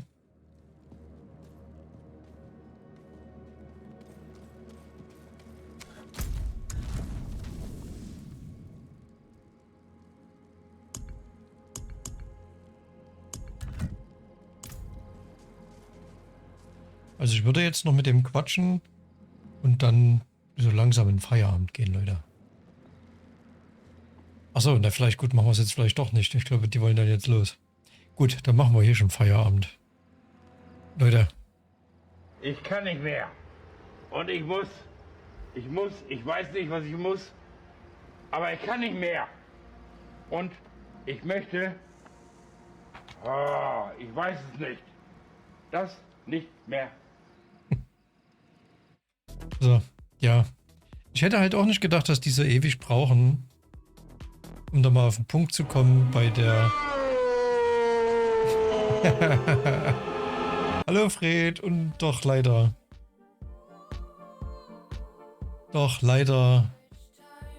ist vorbei für heute. Ich muss mich ein bisschen ausruhen. Mir tut einfach alles weh. Ich fühle mich wie ein alter Mann. Aber trotzdem nett, dass ihr nochmal reingeschaut habt. Das Rabenkostüm gefällt mir übelst gut. Spezi, dankeschön. Dir auch eine gute Nacht. Schön, dass du mit da warst. Danke für den Lurk. Guck. Schlimm heute. Macht das. Ja, ist schlimm heute. Die Massage, wie gesagt, boah. Es fühlt sich an, als kneift mir hier permanent einer rein. Ich merke hier richtig, boah. Aber ich merke es auch von der Bewegung, dass es eigentlich gut ist, ne?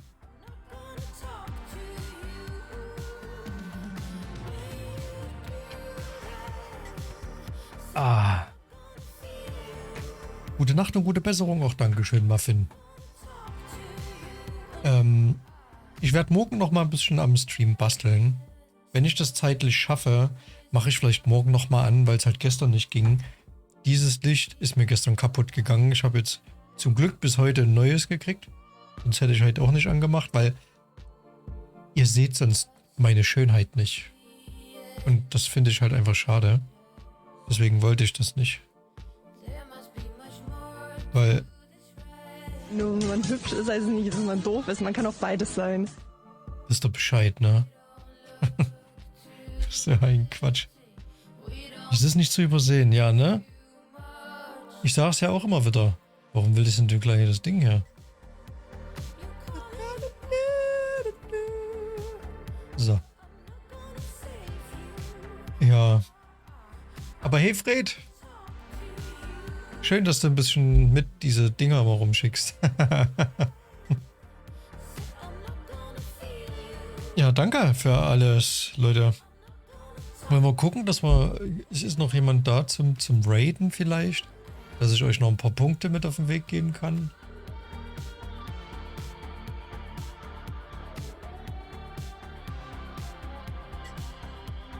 Was ist denn hier? Plate up?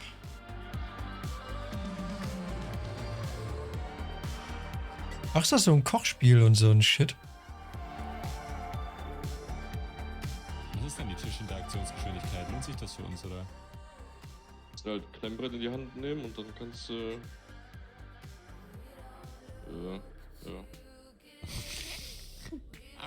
Ja, los, komm Leute. Da schicke ich euch dort einfach rüber. Könnt ihr euch noch ein paar Punkte mitnehmen hier? Ist doch nice.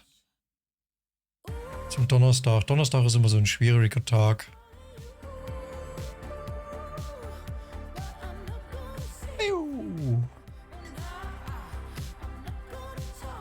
Ne?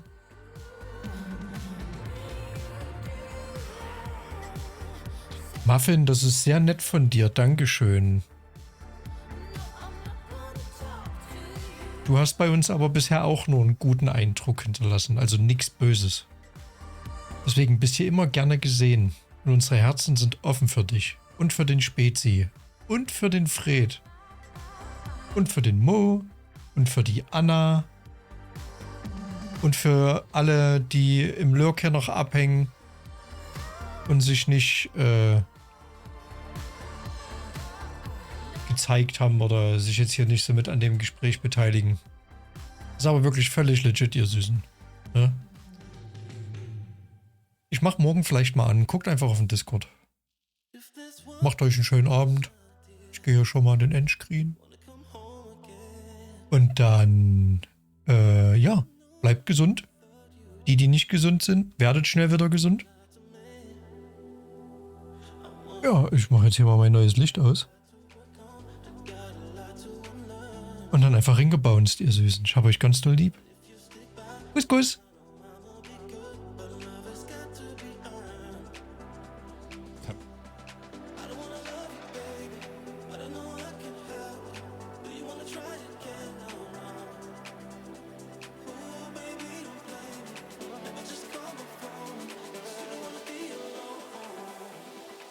Just said if you want